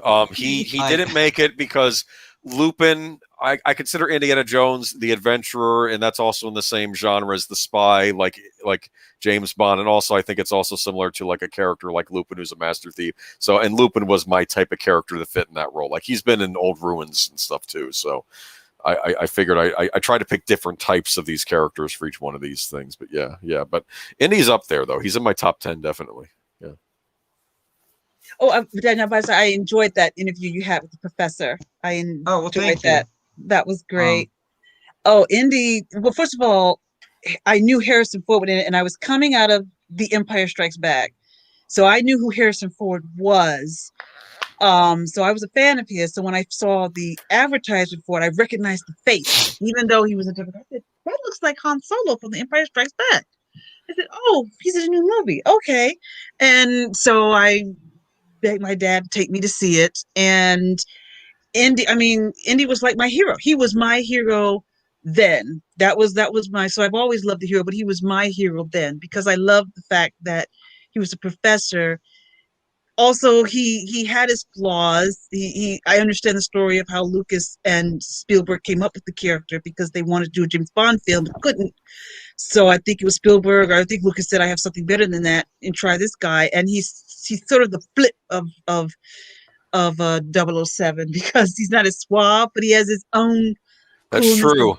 Yeah, he's nowhere near that suave. We see that very clearly, but he has his own style and he walks his own way. What's neat about him is I think he was originally an attempt by Lucas and Spielberg. They wanted their own James Bond style character, and they came up with a very clever original character as a result. He's you wouldn't really think that one is based off the other, and they're Right. not. They're kind of their own thing, but exactly, yeah. And that's how sometimes when you're doing the creative process, you love a character, you don't want to necessarily make a copy of your favorite character. Think, well, how can I do the opposite of this, or Right. I totally 100% agree with you. And I'm telling you, when I was young, it was just my film. Everybody, I think it was in fifth grade when Raiders of the Lost Ark came out, but I was a huge fan of it. Changed my life like a lot of people, and I wanted everything Indiana Jones merchandise. I think I had a couple of T-shirts and stuff, cool. and I was really great. And then when Temple of Doom was coming out, I wrote it on my calendar not to miss the opening weekend for the Temple of Doom because I want to see Indy, and it was really great. This time we dragged my mom to see it. At first she didn't like these kind of films. I said, "Mom, it's Harrison Ford. You're going to love it." And you know what? She did. There She you came go. out of it, and she said she did enjoy it. She did. She said and we'll get into this when we watch it. I won't give too much away, but there was a part in the film where she saw Indy's humanity, and I think it was when he saw what was happening to the children and how they were enslaved. And she said that moved me a little bit, that he saw what was doing to the kids. But she came out of it and she said, "You know what? I'm glad I came because I love the film." And it was fun. It was fun. It was a fun time. And like Harrison Ford was just the man back in the day. Oh yeah. He was the man. I'm telling everybody knew how much of a Ford fan I was because anytime Harrison Ford came on television or the movies come back on television, they would always say, "Your boy is on TV here. Hey, there's your guy right here. Hey, ain't you like the Harrison Ford?" And I said that was my hero back in the day. That was my hero back in the day. If you want to look back at my youth, I would say Indy Jones, Luke Skywalker, and the Indiana Jones film. I just loved the character. I just thought no. Harrison Ford was the character, and how Harrison just the way he played it, the things he did, and how he reacted. That was the cool thing. He reacted the way we would react if we were in a similar situation. Like when the fact that he has a fear of snakes. I love that he has that he doesn't like those creatures. He's not all in there. He does not like them. The fact that he just took his gun out and just shot the guy doing all those fancy moves, and he just shot the guy, he just doesn't say anything. He just said, "I don't have time for this." So there's a lot of good moments. The scene in Temple of Doom where uh uh the Willie is panicking when they get trapped in that cave with all those ugly bugs, Oh and yeah. it lifts up, and he's just sitting there all cool. And she's having a heart attack. I said, "No, that's Indy for you." So We're gonna need to do that. Yeah, yeah, definitely. Yeah. yeah. Those are classics. And like I said, Indy back then, Indy was the guy. Still, I still enjoy watching the three Indiana Jones movies. They hold very well even today. I absolutely agree. They do hold up. And I actually thought after Lucas re-released back in the 90s, I think it was 97, he re-released Star Wars in the theaters. I thought perhaps they would re-release the Raiders films, but they never did that. They were going to release Raiders. They were going to like do like a special edition. No. But no. South Park ripped Steven Spielberg and George Lucas a new one in an episode about it. And Steven Spielberg sent them a note and said, I caught your show. I'm not doing this anymore. And that was that over. Maybe that was over what he did with E.T. too, because he did that with E.T. and the response wasn't good. But I always will give Spielberg credit for when that got released on DVD. He said, we will include both editions. Oh, we're going to conclude the original theatrical edition with the special edition we're releasing. No, you include it with every edition that gets released, because people who are going to go out and buy DVD on ET on DVD are going to be might be expecting the original edition and not the special edition one we just did. So I give him points. He made sure that everyone got both versions. And later on, he said that doing the special edition was a mistake anyway. But even then, I don't care if a director wants to experiment and may do another cut. I just want the original version also available. Yeah. Okay, that's my only issue. Okay. Yeah, I agree too. Yeah, I agree on that too. Okay, well, you got to get up early, Daniel? Always. Okay, but this was fun. We'll definitely we'll figure out what we're doing for next week. I think Zootopia said he'd like to do. Do y'all want to do Captain America? I could do Civil War, but it's up to you guys. Okay. Whatever you guys decide to do, let me know. I'm up for it. If you want to go if you want to Civil War, I'll be right back here for Civil War. Okay, cool. Hey, Jedi Master Zootopia, if that's good with you. For next week, say yay, and it will be thus made. So. All right, cool. All right. I guess we'll sign out. Any last words, anybody? Thank you. This was a lot of fun, and thank you for inviting me. I had a lot of fun. Thank you for coming. You're always delighttul to have on. Appreciate it. Definitely. Thank you. You guys are great. This is a fun thing to do. Okay. Remember, everyone, adopt, don't shop. Thank you for coming by. Thank you for watching. Leave a comment. Come back next week. Yeah, cool. Good for him. So next week is Captain America: Civil War, or Avengers 2.5, however you want to call it. Yes. Okay. Yeah, I got you. We'll see y'all next week. Take care. Be safe. Thank you all so much. Good night. Alrighty.